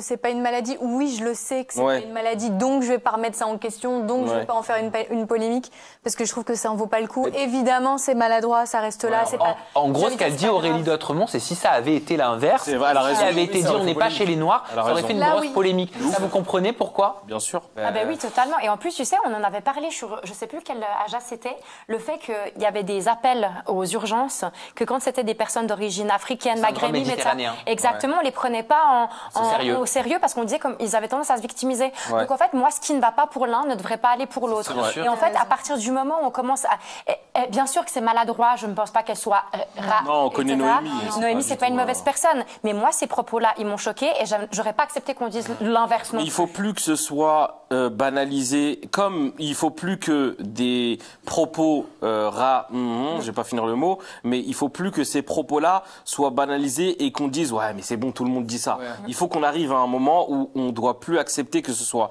pour telle communauté ou telle communauté ou telle communauté que les clichés soient réducteurs d'un peuple ou parce que je veux pas dire race, c'est totalement débile de dire ça, mais d'une ethnie. Voilà, faut plus qu'on dise ces mots-là aujourd'hui et de se dire ah mais ça va, t'as compris. Oui, on a compris, mais on doit plus dire ça aujourd'hui, tu vois. Et je pense qu'elle l'a su. Hein. Derrière, quand Maïsen elle dit oui, la scène elle a fait. Ouais. Mais après, il y en a qui disent que le Cisra, désolé, je le fais en verlan, n'existe pas. Le anti-blanc, bien sûr. C'est parce que les blancs. Pas. Alors le Cisra, est-ce qu'il a une couleur? Est-ce qu'il a une Non, tu veux que je te dise pourquoi? Est-ce qu'il a une orientation? Pourquoi en fait les gens disent que le Cisra anti-blanc n'existe pas? C'est parce que entre guillemets ils ont tellement de privilèges que ils n'ont pas le droit d'avoir eux aussi ce Cisra. Alors moi, j'irais plus dans la Ah, précision. Oui. En fait, c'est que. Excuse-moi, j'ai pas été.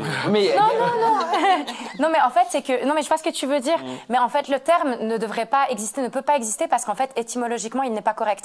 Historiquement parlant, il n'y a pas de Cisra anti-blanc parce qu'il n'y aura pas de problème au niveau de l'embauche, de délit de. Mais même, remontons aux sources. Il n'y a pas eu d'esclavagisme. Voilà. Il n'y a pas eu de colonialisme. Ce ne sont pas les Blancs qui ont vécu l'esclavagisme, le colonialisme. Exactement. Par contre, Oui. On peut, après on va me dire oui, mais Anouchka, tu joues sur les termes, on peut dire le Cisra anti-blanc n'existe pas parce qu'on vient d'exposer ça, mais à contrario de dire qu'il peut y avoir de la discrimination anti-blanche et des clichés, des stéréotypes contre les blancs. Et puis moi je l'ai déjà dit sur ce plateau, à l'époque c'est fou quand même de savoir qu'une personne noire ne pouvait pas être comédien, ne pouvait pas jouer sur les planches d'un théâtre, c'était les blancs qui se grimaient. Oui. Voilà. D'où le fait que ça ne peut pas être un déguisement. Et qu'on ne peut pas s'amuser de ça. On ne peut pas rire de ça. C'est pour ça, tout vient de là. C'est pour ça qu'il y a un sujet. En gros, les Blancs n'ont pas vécu ce que les Noirs ont vécu. C'est pour ça que quand on dit oui, le Cisra, on se permet de dire bah non, le Cisra non, parce qu'en fait c'est juste historiquement incorrect. Oui. Mais après on peut dire quand même que dans certains quartiers, etc., qu'il peut y avoir de la discrimination peut-être. Voilà, exactement. Bah oui. Mais c'est une nuance. Après les gens ils vont dire oui, mais vous jouez sur les termes. Oui, mais les termes ont leur importance. Oui, il y a des définitions. Se cache dans les détails. Voilà. Avant que je vous dévoile la réponse d'Aurélie d'Autremont qu'elle nous a communiquée, je lui demandais pourquoi elle était si touchée par le sujet. C'est vrai que je l'ai trouvée très touchée. On nous pose juste beaucoup la question pourquoi on ne dit pas le mot. On dit Cisra. Oui. C'est très simple. Je vous invite à poser la question à Twitch, à YouTube et aux réseaux sociaux qui, malheureusement, à notre époque, bannissent ces mots-là et font en sorte que ces mots-là n'existent plus parce que sinon, après, la vidéo, elle est soit ban, soit il n'y a plus de monétisation et tu produis à perte, soit tu es censuré directement, il n'y a pas de visibilité. Donc, à quoi ça sert de faire une émission s'il n'y a pas de visibilité? Donc, en fait, c'est juste pour ça. Moi, je trouve ça très dommage qu'on ne puisse pas utiliser des mots qu'on devrait dire parce que c'est important, des mots qu'on devrait pouvoir dire, malheureusement, voilà, on peut pas. Donc Aurélie d'Autremont, je lui ai posé la question, pourquoi elle était si touchée. Elle m'a répondu, c'est très bien d'en parler, mais j'ai pas envie d'enfoncer quoi que ce soit. Je ne pense pas que Noémie l'ait dit avec une mauvaise idée, mais ses propos sont limites. Je pense aussi à ces femmes blanches, parce que là, ce sont ces mots, enceintes, qui doivent rester alitées et qui entendent cette phrase. Je ne sais pas si on se rend compte de la violence de cette phrase. Je suis enceinte, c'est pas une maladie, comme chez les blancs, ça veut dire quoi ça? Moi, j'aurais tout donné pour qu'on me dise tu ne peux pas prendre l'avion parce que ce n'est pas bon pour ton bébé qu'on soit blanche, noire, métisse. Respectons la grossesse de chacune, qu'elle soit difficile à gérer ou non. Nous sommes des femmes avant tout. J'ai discuté avec elle car je regrette d'avoir affiché ça publiquement. Je me suis sentie coupable de la haine qu'il y a sur elle. Donc j'espère que les gens comprendront qu'on fait tous des blagues pourries et que c'était pas mal pensé de sa part, j'en suis sûr. Ouais, bah, elle a bien résumé. Qu'est-ce que vous pensez de sa réponse? Et Noémie, est-ce qu'elle a dit quelque chose par rapport à ça? Est-ce qu'elle s'est excusée? Alors Noémie, on l'a contactée, elle devait être en Zoom avec nous pour pouvoir répondre à 2-3 questions, mais elle a a priori un empêchement. Ah, ok. Parce que je trouve que ce serait bien qu'elle s'exprime. Je pense qu'elle va le faire. Ouais, c'est obligé. Je pense qu'elle va le faire parce que frontalement, ça fait pas d'elle une personne cisra du coup. Non, pas du tout. Ça fait pas du tout d'elle une personne cisra, mais c'est vrai qu'elle, même elle s'en est rendu compte, comme il disait Atis, que c'était très problématique à l'instant T où elle a fini sa phrase. Mais du coup, pour une personne comme Aurélie ou n'importe quelle personne blanche de peau, c'est vrai que c'est pas enjolivant d'entendre ça. Et encore c'est un bon exemple parce que ça va donner aussi, ça va servir entre guillemets de jurisprudence. Ouais.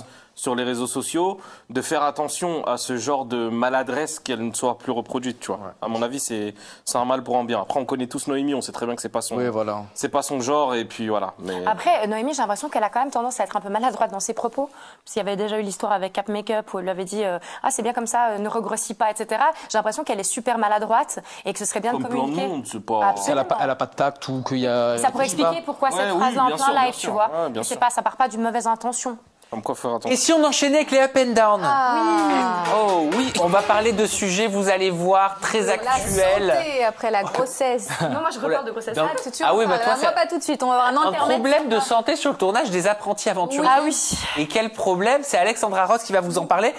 Tu vas nous parler... Il y a des petites étoiles là, c'est-à-dire qu'on peut pas dire le mot non plus pour la fameuse Si, mais tu sais, ah non, mais non, comme vraiment. je vais le dire plusieurs fois, je peux le dire ou pas? Je ne voudrais surtout pas qu'on soit banni du coup en employant. Écoute, je pense que ça va, mais disons qu'on prend beaucoup de précautions. Je peux le dire? Oui, tu peux le dire. Tu comptes pas le dire 36 000 fois? Alors, dis le H. Dis-le en arabe, herpes. Voilà. Comment on dit? Le herpes. Tu vas nous parler des voilà, sur le tournage d'Apprentis Aventuriers, mais c'est un up ou un down? Ah bah c'est écrit. C'est un down, effectivement. Pourquoi? Parce que, alors d'abord, on parle juste de ce virus quand même très rapidement. C'est vrai qu'il a une connotation négative, mais c'est pas pour ça que c'est mon down. Mais sachant que la population, on est très nombreux à être porteurs de ce virus. Il y a plus de 68% des gens qui sont porteurs de ce virus, déclaré ou non déclaré. On aura un médecin dans quelques instants qui va nous expliquer pourquoi. Mais c'est mon down parce que donc il y a ce virus qui est sur le tournage des Apprentis Aventuriers et c'est Bastos qui l'a révélé, qui en a parlé. Et je trouve qu'il a un peu outé ce problème de santé de manière un peu stigmatisante en disant « Ah, il y a de l'herpès sur le tournage. » Est-ce que c'est surprenant de la face de devant connotation un peu dégoûtante, un peu... voilà. Enfin, moi, je trouve pas ça terrible, mais il a déclaré il y avait au moins 4 ou 5 personnes contaminées par donc, ce virus. Il a ensuite ajouté « Je n'osais plus manger dans les mêmes noix de coco qu'eux. J'avais trop peur et ça me dégoûtait. » Alors, il a ensuite révélé que Clarisse et Benoît faisaient, selon lui, partie des Apprentis Aventuriers qui avaient contracté ce virus. Alors juste, je pense qu'on parle du virus HSV1, parce qu'il y a le 1 et il y a le 2. Le 1, il est en haut, là, au-dessus de la poitrine. Ça concerne le fameux bouton de fièvre. Et là, je pense que ça vous parle beaucoup plus à l'esprit. Et l'œuf, c'est le bouton en bas. Voilà, c'est la partie plus basse. C'est ce qu'on appelle l'herpès génital et qui, lui, est une MST et se transmet par contact sexuel. Alors que le bouton de fièvre...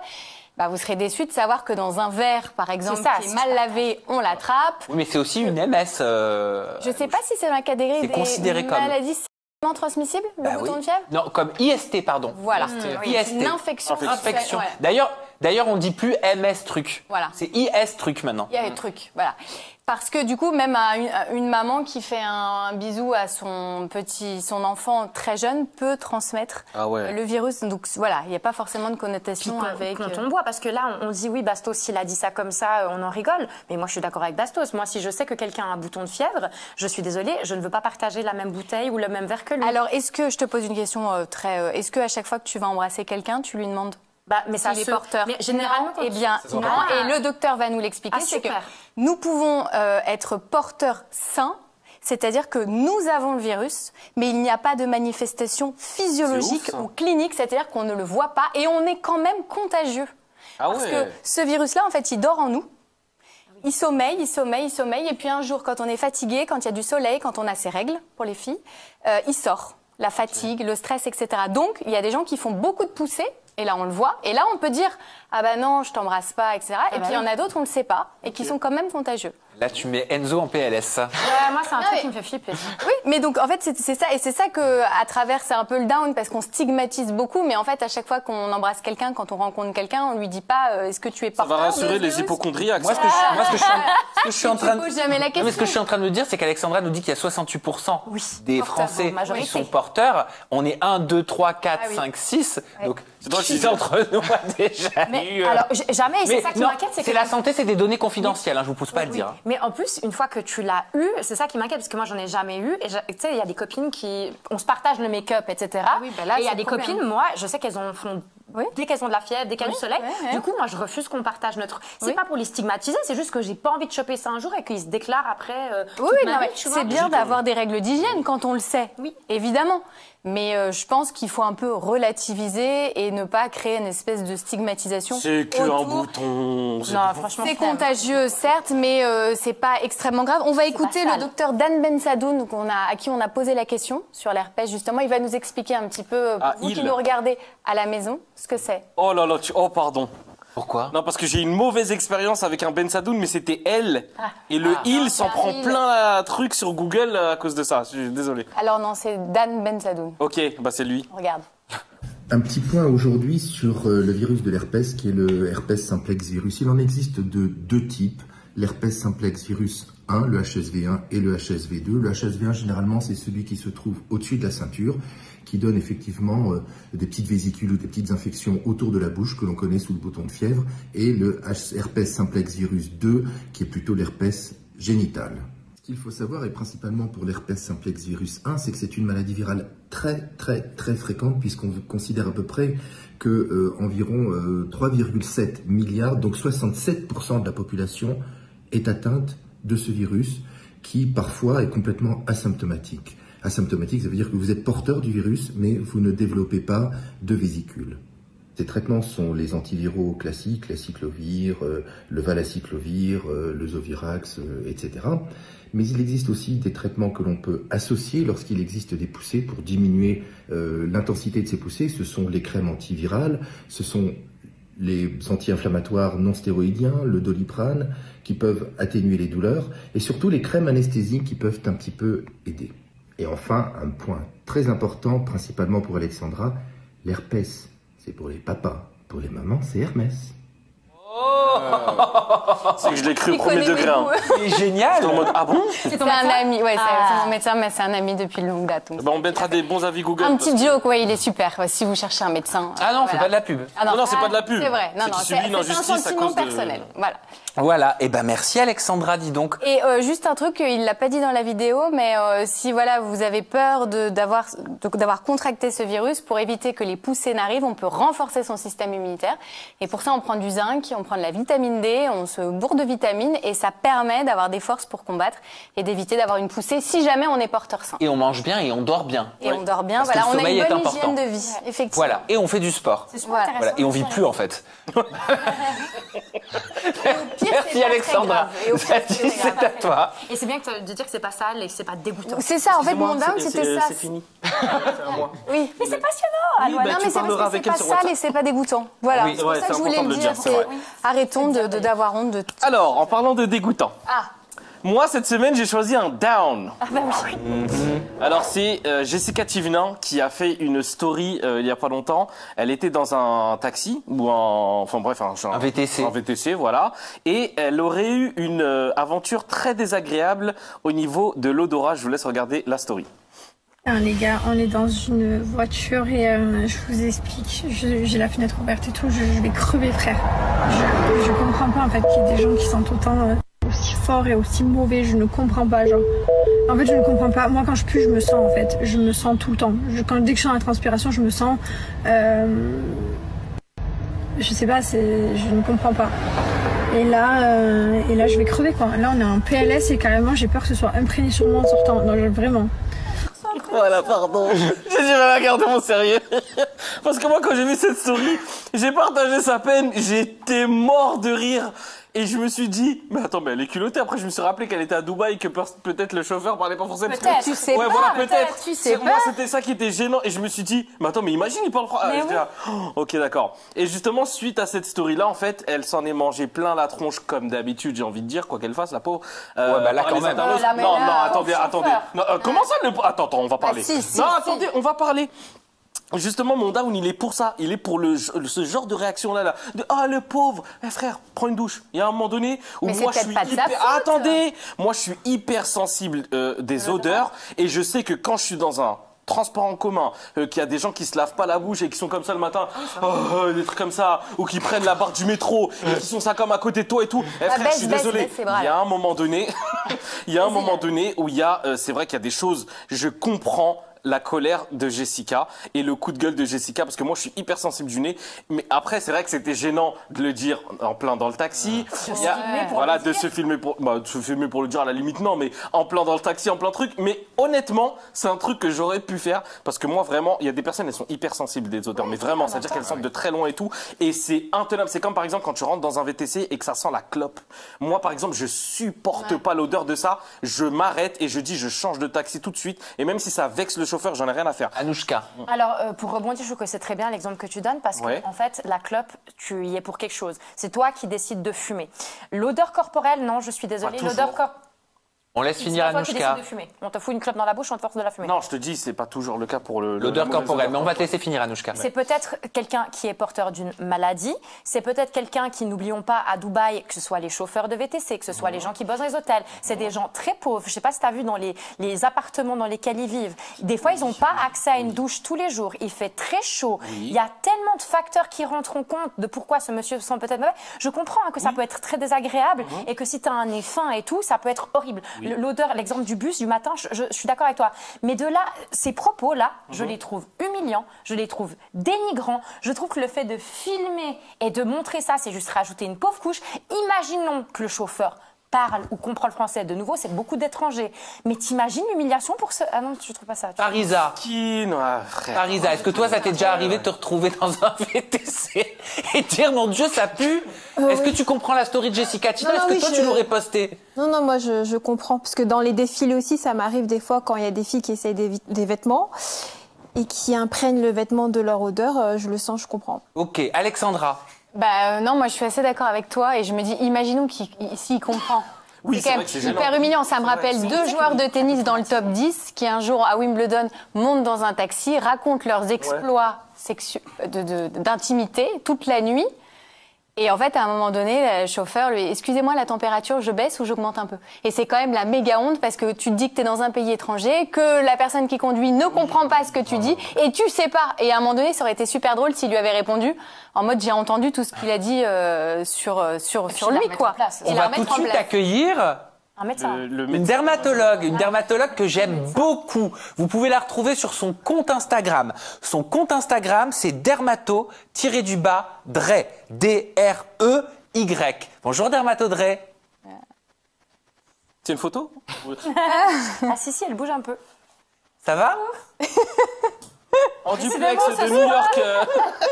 Ce soir, il n'y a rien qui fonctionne. Ouais, c'est une photo. Ah non, elle a cligné des yeux. Puis elle sourit, c'est vrai, elle nous entend, je crois. Alors attends, je vais essayer, on va tenter la connexion. Dermato Dre. Bonjour. Bonjour Dermato Dre.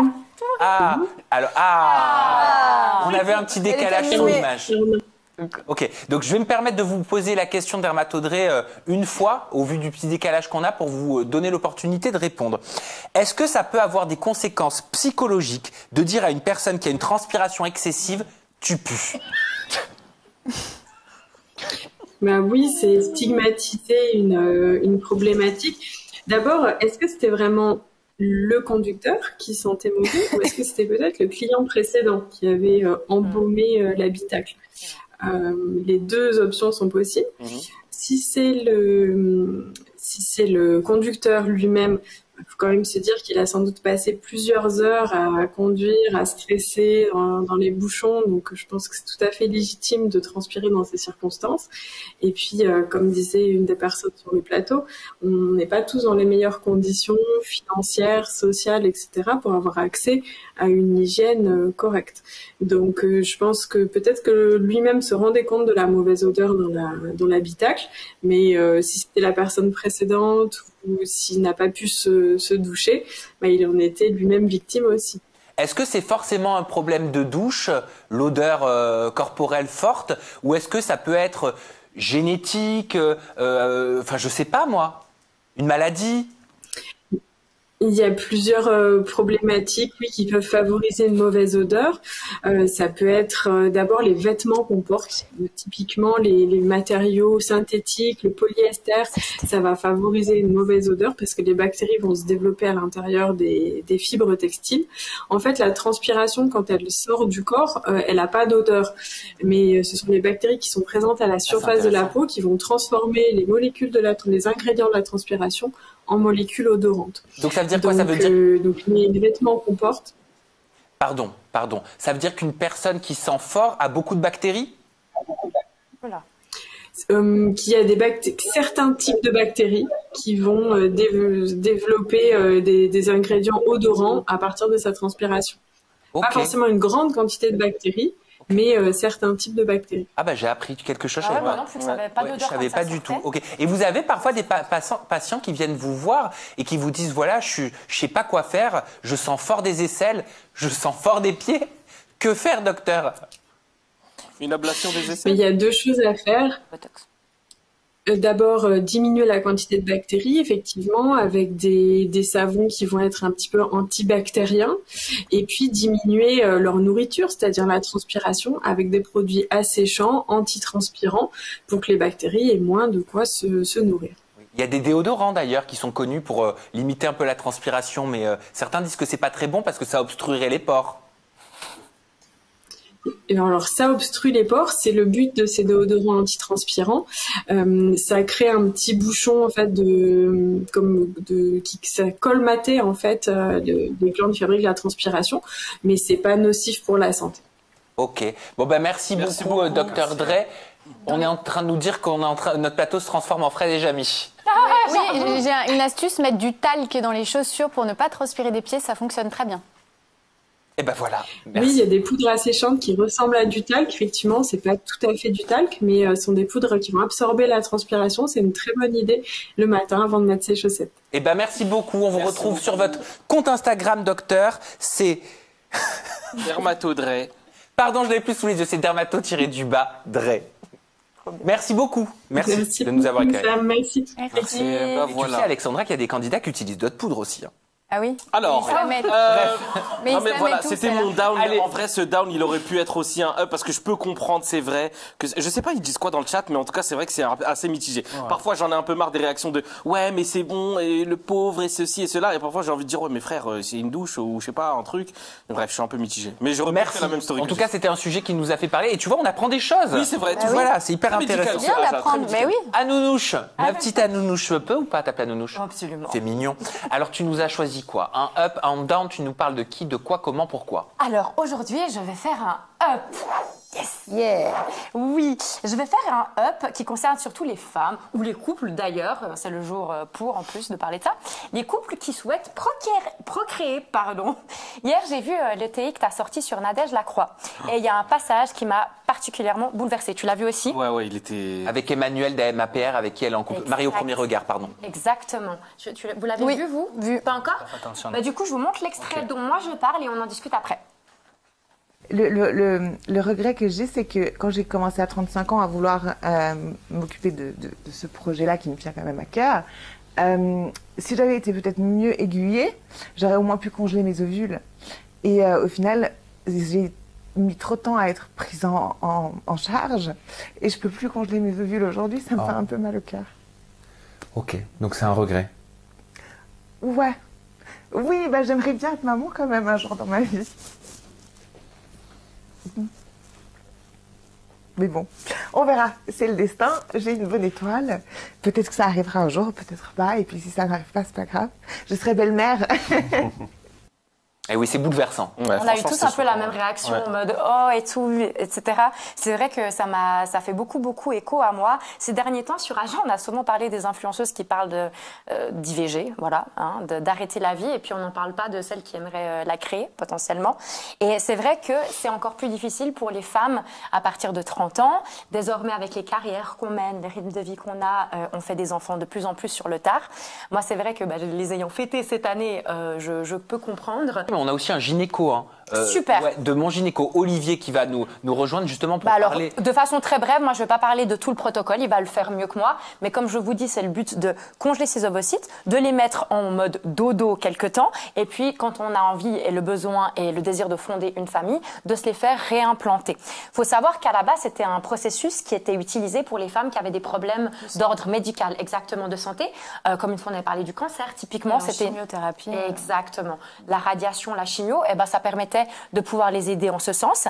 Et ça, c'était remboursé par les assurances, c'était accessible. Mais Nadège, qu'est-ce que vous avez pensé de son témoignage? J'aimerais qu'on parle un petit peu de son témoignage avant qu'on accueille Olivier, le gynécologue. Alexandra. Là où elle a raison, c'est qu'on sent qu'elle a regret peut-être par un manque d'information. Et c'est vrai que je pense que toutes les femmes au-delà de 35 ans doivent, même avant, à 30 ans, doivent connaître cette option-là, parce qu'aujourd'hui, c'est dit de confort, et c'est bien, c'est pour permettre à la femme de rencontrer le futur père de ses enfants, d'être prête et de pouvoir mettre en route ce projet de vie.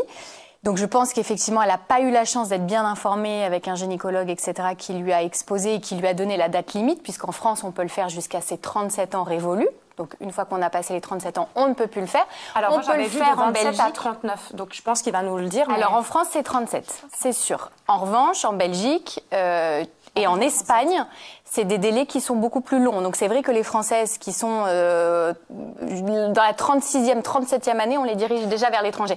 Mais ce que je veux dire par là, c'est qu'elle n'a pas aucune chance d'être maman. Elle a 38 ans.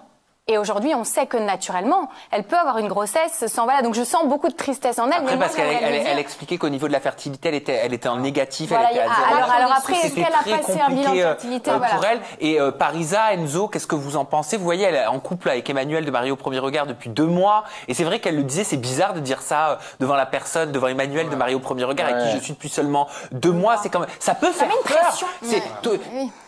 Tu comprends cette appréhension qu'elle peut avoir, Parisa, de dire ça devant l'homme qu'elle vient de rencontrer? Ouais, je comprends, parce qu'à son âge, c'est compliqué. Enfin, moi aussi, à mon âge, c'est compliqué. Mais on n'est jamais sûr quand on rencontre quelqu'un ou pas. Et là, ça arrive au moment où elle tombe amoureuse de lui. Je pense qu'elle veut créer aujourd'hui. Et elle n'a pas eu les informations avant, parce que peut-être elle n'avait pas l'envie. Et puis parce qu'aussi, ce qui est important de savoir, mais c'est que jusqu'en 2021, c'était quelque chose qui était, comme je disais, vraiment que pour des raisons médicales. Et depuis 2021, parce que depuis le Covid, les femmes se sont rendues compte que tout d'un coup les années passaient et qu'elles se retrouvaient un peu coincées, ça a été enfin voté en France chez vous pour pouvoir être accessible à toutes. Malheureusement, ça coûte de l'argent. C'est pour ça que c'est important qu'on en parle aujourd'hui, parce que les gens sont pas au courant. Moi, j'étais pas au courant avant cette année-là. C'était possible. Et c'est justement mon gynéco, c'est pas moi, c'est pas le mien, hein. C'est son nom sur les réseaux sociaux. Il s'appelle mon gynéco, il s'appelle Olivier, de son vrai prénom. Il est avec nous. Bonjour Olivier, bienvenue. On a la même coupe. Salut Sam, salut les amis. Salut. C'est pas gynéco. Alors, vous avez entendu un petit peu tout ce qu'on a dit par rapport au témoignage assez bouleversant quand même de Nadège Lacroix qui disait j'aurais aimé être informée beaucoup plus tôt. Maintenant, je peux plus congeler mes ovocytes, c'est plus possible. Est-ce que c'est un problème que vous rencontrez? Est-ce que vous accompagnez des femmes aussi face à cette problématique? Oui, tous les jours en consultation, c'est vraiment une préoccupation de tous les jours pour beaucoup de femmes et pour beaucoup de femmes de tous les âges. Est-ce que un jour je pourrais avoir un bébé? Quand je déciderai de faire un bébé avec la personne que j'aime, est-ce que ça fonctionnera? C'est des questions que j'ai tous les jours dans mon cabinet, ouais, ça c'est certain. Ok. Et qu'est-ce qu'il est possible de faire aujourd'hui quand on a des difficultés à tomber enceinte? Alors, il y a deux sujets différents. Il y a les gens qui essayent de faire un bébé et qui n'y arrivent pas. Et dans ces cas-là, on va mettre en place des bilans très complets et mettre en place des protocoles pour les aider à être enceintes. C'est la fécondation in vitro, par exemple. D'accord. Et à côté de ça, il y a les femmes, et c'est un petit peu plus le sujet de Nadège, qui n'ont pas forcément envie de faire de bébé tout de suite et qui ont envie de se donner une sécurité, mais c'est une sécurité dont il faut qu'on parle, parce que bien sûr, c'est pas 100%, parce qu'elles ont un projet de carrière, parce qu'elles n'ont pas encore trouvé l'amour, parce qu'elles ont envie d'attendre juste pour des raisons personnelles, et qui décident aujourd'hui, parce que c'est possible en France depuis le 1er janvier 2022, de congeler leurs ovocytes pour se donner une sécurité pour le jour où elles auront envie de faire un bébé, qu'elles aient ou non une maladie qui peut éventuellement diminuer la fertilité. Aujourd'hui, c'est possible, même pour les femmes qui n'ont pas de problème de santé, qui n'ont pas eu de chimiothérapie, vous en avez parlé, ou qui n'ont pas de maladie comme l'endométriose, par exemple, qui peut diminuer la fertilité des femmes. Donc là, c'est des indications médicales. Et maintenant, les femmes, même celles qui n'ont pas de problème de santé, qui peuvent potentiellement affecter leur fertilité, peuvent congeler leurs ovocytes pour plus tard. Ok, très bien. Et comment ça se fait qu'il y a si peu d'accès à cette information? Alors l'information, on en parle de plus en plus. Moi, j'avais fait un truc avec l'agence de biomédecine sur le sujet. On parle beaucoup de préservation ovocytaire, on en parle de plus en plus. Mais il y a un manque d'information, les femmes sont pas au courant. En plus, l'espace-temps durant lequel on peut le faire, il est assez réduit. Hein. C'est 29-37 ans. Ah oui. Ok. Avant 29 ans, on peut pas le faire. Après 37 ans, on peut pas le faire. L'autre donnée très importante, c'est la durée d'attente dans les centres de préservation en France. En moyenne, c'est 7 mois d'attente avant d'avoir le premier rendez-vous. Ah oui, d'accord. Très long. En région parisienne, c'est 2 ans. Ah oh. C'est ce que je viens de dire. Ah ouais. Ok. Donc si à 37 ans une femme dit je veux congeler mes ovocytes, en gros c'est trop tard. Il faut y penser et il faut s'y prendre bien avant. Donc le premier problème, c'est l'accès dans ces centres, c'est vachement long. Le deuxième truc qu'il faut rappeler, c'est que c'est un parcours long et difficile. Congeler des ovocytes, c'est technique. Tu disais, comment ça se passe? Je vais te dire comment ça se passe. Il y a un premier rendez-vous avec un spécialiste de la fertilité. Il y a un deuxième rendez-vous, on va faire un bilan dans un laboratoire avec tout un bilan hormonal qui est très compliqué. Il y a une troisième étape qui est une étape de stimulation hormonale où la femme va tous les jours, pendant 10 à 12 jours, avoir des injections d'hormones pour stimuler les ovaires, pour fabriquer plein d'ovules. Parce que s'il y en a qu'un, on peut rien en faire, il faut qu'on en ponctionne et qu'on essaie d'en préserver au moins 10, c'est l'idéal. Après, il y a la phase de ponction, c'est-à-dire qu'il faut aller les récupérer, ces ovules. Donc ça se passe dans un bloc opératoire sous anesthésie locale ou générale, et on va piquer par voie vaginale sous contrôle échographique pour aller ponctionner, récupérer les ovules. Et après, ces ovules, on va les congeler.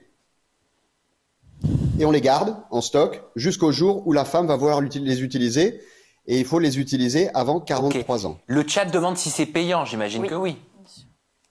C'est remboursé par la sécurité sociale. C'est la question, ouais. Ok, mais grosso modo, ça coûte combien le parcours? Alors, pour quelqu'un qui se lance dans le parcours, ça va rien lui coûter. Ça veut pas dire que c'est gratuit. Ça veut dire que c'est la sécurité sociale, c'est-à-dire la collectivité, qui paye pour ça. Tout le temps? Ce qui reste à la charge des femmes, c'est la conservation. C'est entre 40 et 50 euros par an dans les centres en France pour pouvoir garder, conserver dans l'azote liquide les ovocytes. Ok, très bien. Merci infiniment, docteur. Vraiment, merci beaucoup. Votre compte Instagram, c'est Mon Gynéco, c'est ça? C'est Mon Gynéco. Moi, je suis le gynéco de tout le monde. Bah oui, voilà, on vous retrouve sur votre compte Instagram, Mon Gynéco. Au revoir, Olivier, et bon match. Ouais, c'est ça que j'avais demandé. Il y a combien? On va le 0-0, mais c'était très très chaud là. Ok. C'était très très chaud. Super, bravo pour génial cette Saint-Valentin. Merci beaucoup, Olivier. Allez, bon match. Ciao. C'était super intéressant parce qu'on en parlait là avec Alex. Moi, j'ai fait quand même pas mal de recherches pour le sujet et j'ai vu nulle part que c'était remboursé si c'était pas pour cause médicale. C'était pour raison comme là pour Nadège, malheureusement. On appelle du confort. Voilà, juste pour la carrière ou juste pour se permettre de se mettre sur pause.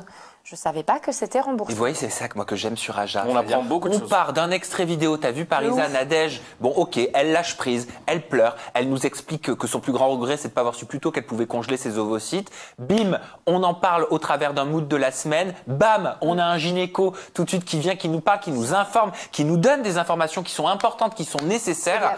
Je comprends pourquoi c'est votre émission préférée. Franchement, c'est pour ça qu'il faut liker. Mais oui, ouais. C'est pour ça qu'il faut liker. Voilà. Bon, moi en tout cas, j'en connais un qui est stressé. Ah bon? Pas du tout. T'es pas stressé, mon chat? Non, franchement, j'apprends juste de parler vite parce que quand j'imprègne le sujet, je suis très... Regarde. Zen, tu prends une grande respiration. Comme ça, et tu vas pouvoir nous annoncer ton mood parce que c'est ton premier up and down en tant que chroniqueur de la semaine. Tu vas nous dire si c'est un up, si c'est un down et tu vas tout nous expliquer avec tes lancements vidéo. C'est à toi. Allez. Alors du coup, moi à la base c'était un down, mais finalement on part sur un up. Je vais vous expliquer, j'ai pas envie de faire le mec qui innove pour la première. Down, up. Mais voilà. Donc moi, c'est dans les grandes lignes, c'est au sujet de l'influenceuse Taille Basse, du coup, qui a évoqué son mécontentement vis-à-vis de l'émission Fort Boyard par rapport à la caricature du nanisme dans les émissions de télé et dans l'influence, et aussi via les propos du coup de Elisa dans OO que tu as rencontré aussi. We Are Open. Voilà, dans We Are Open, dans lequel elle dit qu'il ne faut plus employer le terme nain pour les personnes de petite taille. Alors à la base, je vous aurais dit c'est un down.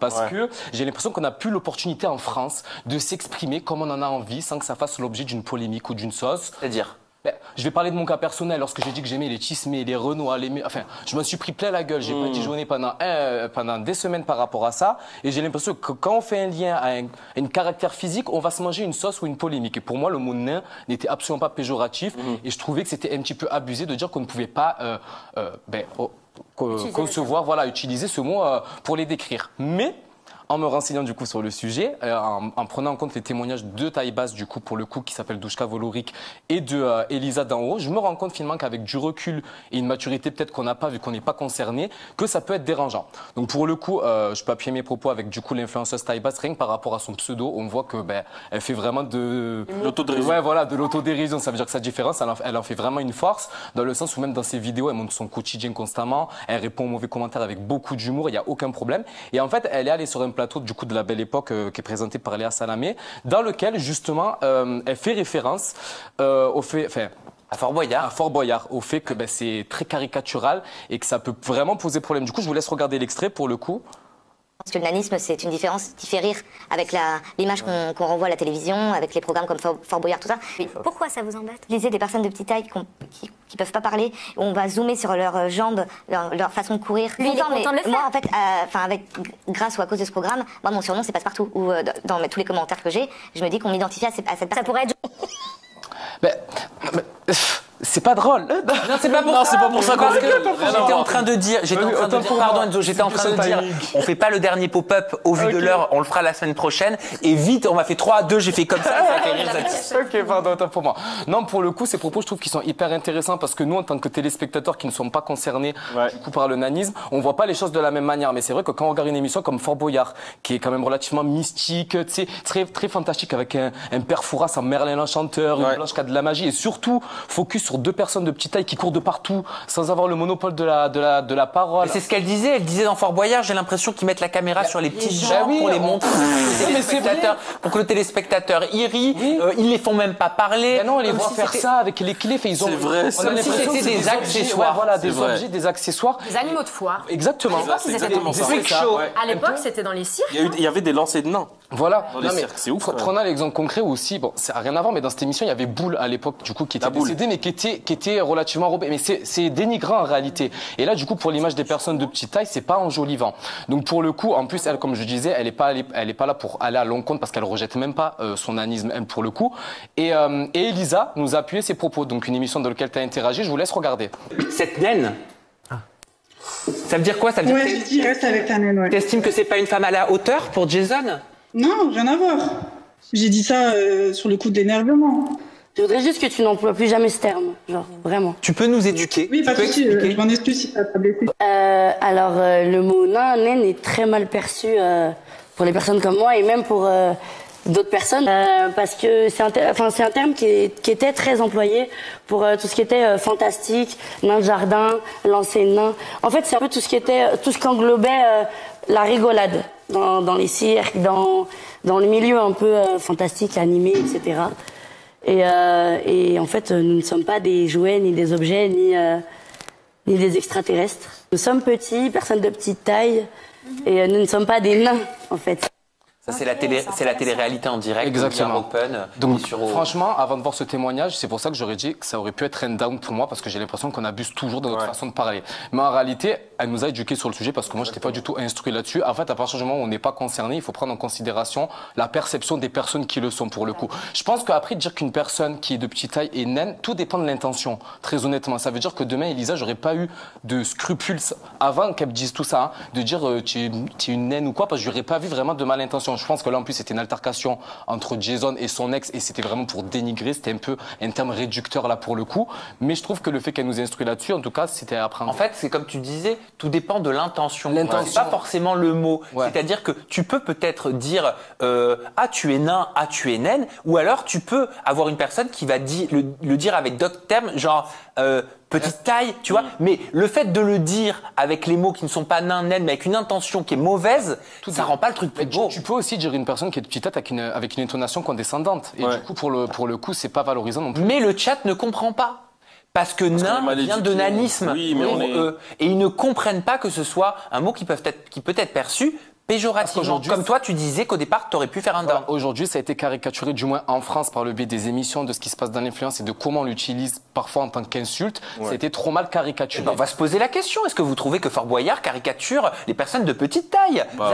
Oui, comme on l'a dit tout à l'heure, avec la manière de filmer, etc., de les prendre pour des bêtes de foire. Et puis, il faut savoir que dans le monde du cirque, même dans les années, je sais pas, l'époque, les nains étaient des bêtes de foire. Donc, c'est comme les personnes qui avaient des particularités physiques, on les prenait et ça devenait des bêtes de foire, des personnes hyper poilues ou des personnes très grandes, très grosses, etc. Et les nains en faisaient partie. Donc pour moi, Fort Boyard a utilisé ça. On parlait tout à l'heure de la boule. Clairement, ils ont été utilisés pour moi. Qu'est-ce que vous voulez dire? C'est-à-dire qu'au même titre qu'ils ont arrêté d'utiliser les lions, ils devraient arrêter d'utiliser les personnes naines? Non, mais juste pas pour les caricatures. Non, mais sur l'indifférence. Ouais, voilà. Dans l'indifférence. Dans le traitement, en fait. Le traitement au montage, le traitement de l'image, le traitement du rôle. Ils les appelaient passe-partout. Quand il y aura l'indifférence, ça sera gagné. C'est que des jeux de mots. Mais la stigmatisation, c'est là le problème. C'est l'indifférence du handicap. En fait, si on arrivait à être complètement indifférent avec ça, moi j'aimerais qu'on soit dans un monde où on puisse dire non, qu'on puisse dire gros, qu'on puisse dire noir. Pas qu'on ait besoin de dire black, personne en forme. Et puis, voilà. En fait, mais noir, on peut le dire. Hein. Oui. Non, on peut le dire. On devrait pouvoir le dire. On peut le dire. Mais non, il y a des gens qui osent pas le dire. Il y a des gens qui ont peur. Parce que bien sûr, qui ont peur, oui. Mais oui, il y a des gens qui ont peur parce que justement, il y a du intériorisé. Et moi, ce que je dis, c'est que dans le monde idéal dans lequel j'aimerais être, j'aimerais qu'on puisse dire tous ces termes parce que c'est factuel et c'est pas péjoratif. Mais c'est intéressant de se rendre compte pourquoi ça l'est pas. Bon, en tout cas, je crois qu'on peut applaudir Enzo quand même. Ouais. Le chat a adoré. Le chat a dit que t'avais trop géré. Franchement, c'est trop bien alors. Chez les Frenchy Shore, vous avez du talent caché. Vous allez faire beaucoup de choses. Oui. Avec la bouche surtout. Vous avez beaucoup. Je rigole. C'était de trop. Un petit peu. Ne gâche pas ton mon petit Enzo. Bon, je vous l'annonçais en début de Aja. On a posé une question. Je vous ai posé, Ajatrice, Ajateur, une question. Elle était très claire. Elle va réapparaître à l'écran. La question, elle était la suivante. Est-ce que... Ah, bah super, on n'a pas eu la question. On a eu les résultats du sondage. Vous avez squeezé mon suspense. Magnifique. Bah, bien évidemment, oui. Oui, je vois pas les pourcentages, mais ça a l'air très élevé. Voulez-vous voir un de ces trois chroniqueurs ici présents en co-animation à mes côtés le temps d'une émission, le temps d'un Aja? Bien évidemment que le public d'Aja, nos Ajatrices et Ajateurs, ont envie de voir l'un de vous, co-animateur de cette émission, le temps d'une émission. Il faut maintenant que je vous lance ce défi. Moi, j'aimerais savoir pourquoi tu as eu cette question. Parce que j'aime bien les enjeux. Parce que j'aime bien les défis et parce que je trouve ça cool de montrer différentes facettes de chacun. Purée, génial. T'aimes bien? Ben ouais, mais tu sais, en tant qu'animateur, des fois, on se dit, t'as pas envie de toucher à ton statut, tu voudrais pas risquer de donner l'opportunité à quelqu'un de partager avec toi ce totem, parce que c'est quand même un totem d'animer une émission et co-animer. Ouais, co-animer, mais justement, co-animer, c'est pas donné à tout le monde. Tu vois, en tant qu'animateur, c'est quelque chose de très, parfois, animateur, c'est un métier très égoïste. Parfois, on a envie d'être seul dans la lumière, entre guillemets, de mener un bateau et de gérer une direction, et de là, de pouvoir la partager. Enfin, je trouve ça risqué, mais fort de ta part. Alors, est-ce que vous voulez connaître le défi? Ah bah oui. Mais non, faut pas avoir peur. C'est que c'est le défi pour tout le monde, le même pour tout le monde. Pour vous trois. Allez. Pour nous trois, on doit faire. En tout cas, pour vous trois. Allez. Oh là là. Ok. En même temps. Pas forcément en même temps. Ça va peut-être se faire. On va voir sur combien de temps ça va se faire. Le défi il est très simple. Je vais vous demander de surprendre nos ajatrices, de surprendre nos ajateurs au travers d'une rubrique, d'une chronique totalement libre, totalement free, que vous allez faire sur le sujet de votre choix. Elle ne doit pas excéder 7 minutes. Et la seule règle, c'est surprenez les ajatrices, surprenez les ajateurs. Et c'est eux qui décideront qui ils souhaitent voir à la co-animation de cette émission. Il y aura un sondage. Le but n'est pas de vous mettre dans une mauvaise compétition parce qu'on sait qu'ici on est tous intelligents, on est adultes et on sait qu'on le fait aussi pour le fun, pour le plaisir. Et celui qui n'aura pas eu le suffrage nécessaire, ça ne veut pas dire que sa rubrique elle était pas bonne, pas bien. C'est juste qu'il y a eu meilleur que lui, quoi. Mais même pas, c'est peut-être qu'il y a un sujet qui a plus plu, peut-être que l'un d'entre vous aura réussi à cibler aussi le sujet qui plaira le plus. Et qui aurait été plus original. Voilà, moi tout ce que je vous demande, c'est de surprendre. Allez. De me surprendre, de surprendre les agiatrices, de surprendre les agiateurs. Est-ce que ça marche si pendant 7 minutes on dit rien? On surprend là. Genre, alors ma rubrique. Alors, la légende... Ah si c'est moi qui fais ça, c'est clair que les gens vont être surpris. Ah ouais, de ouf. La légende urbaine de c'est quoi le culot c'est ça, ouais, ça marche pas. Ça n'existe pas. Oh mince. Voilà, ça vous plaît, c'est sympathique. Franchement, c'est un très beau défi. On le fait quand? Et ben, dès votre prochaine émission. Ok. Oh damn boy. Ouais, dès votre prochaine émission. Dans un mois. Voilà. Et ben, je crois qu'on peut vraiment tous applaudir nos agiatrices, nos agiateurs.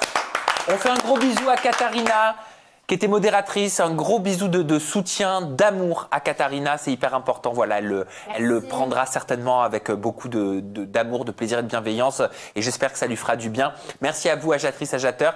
Merci à tous. Merci Parisa. Merci Enzo d'avoir été le chroniqueur de la semaine. Merci les chroniqueurs. Merci Yvette. On vous embrasse fort, on vous aime fort. On se retrouve demain sur OO pour le prime de toutes les surprises. Vous allez voir qu'il va y en avoir. Et nous, c'est la semaine prochaine sur le numéro 169.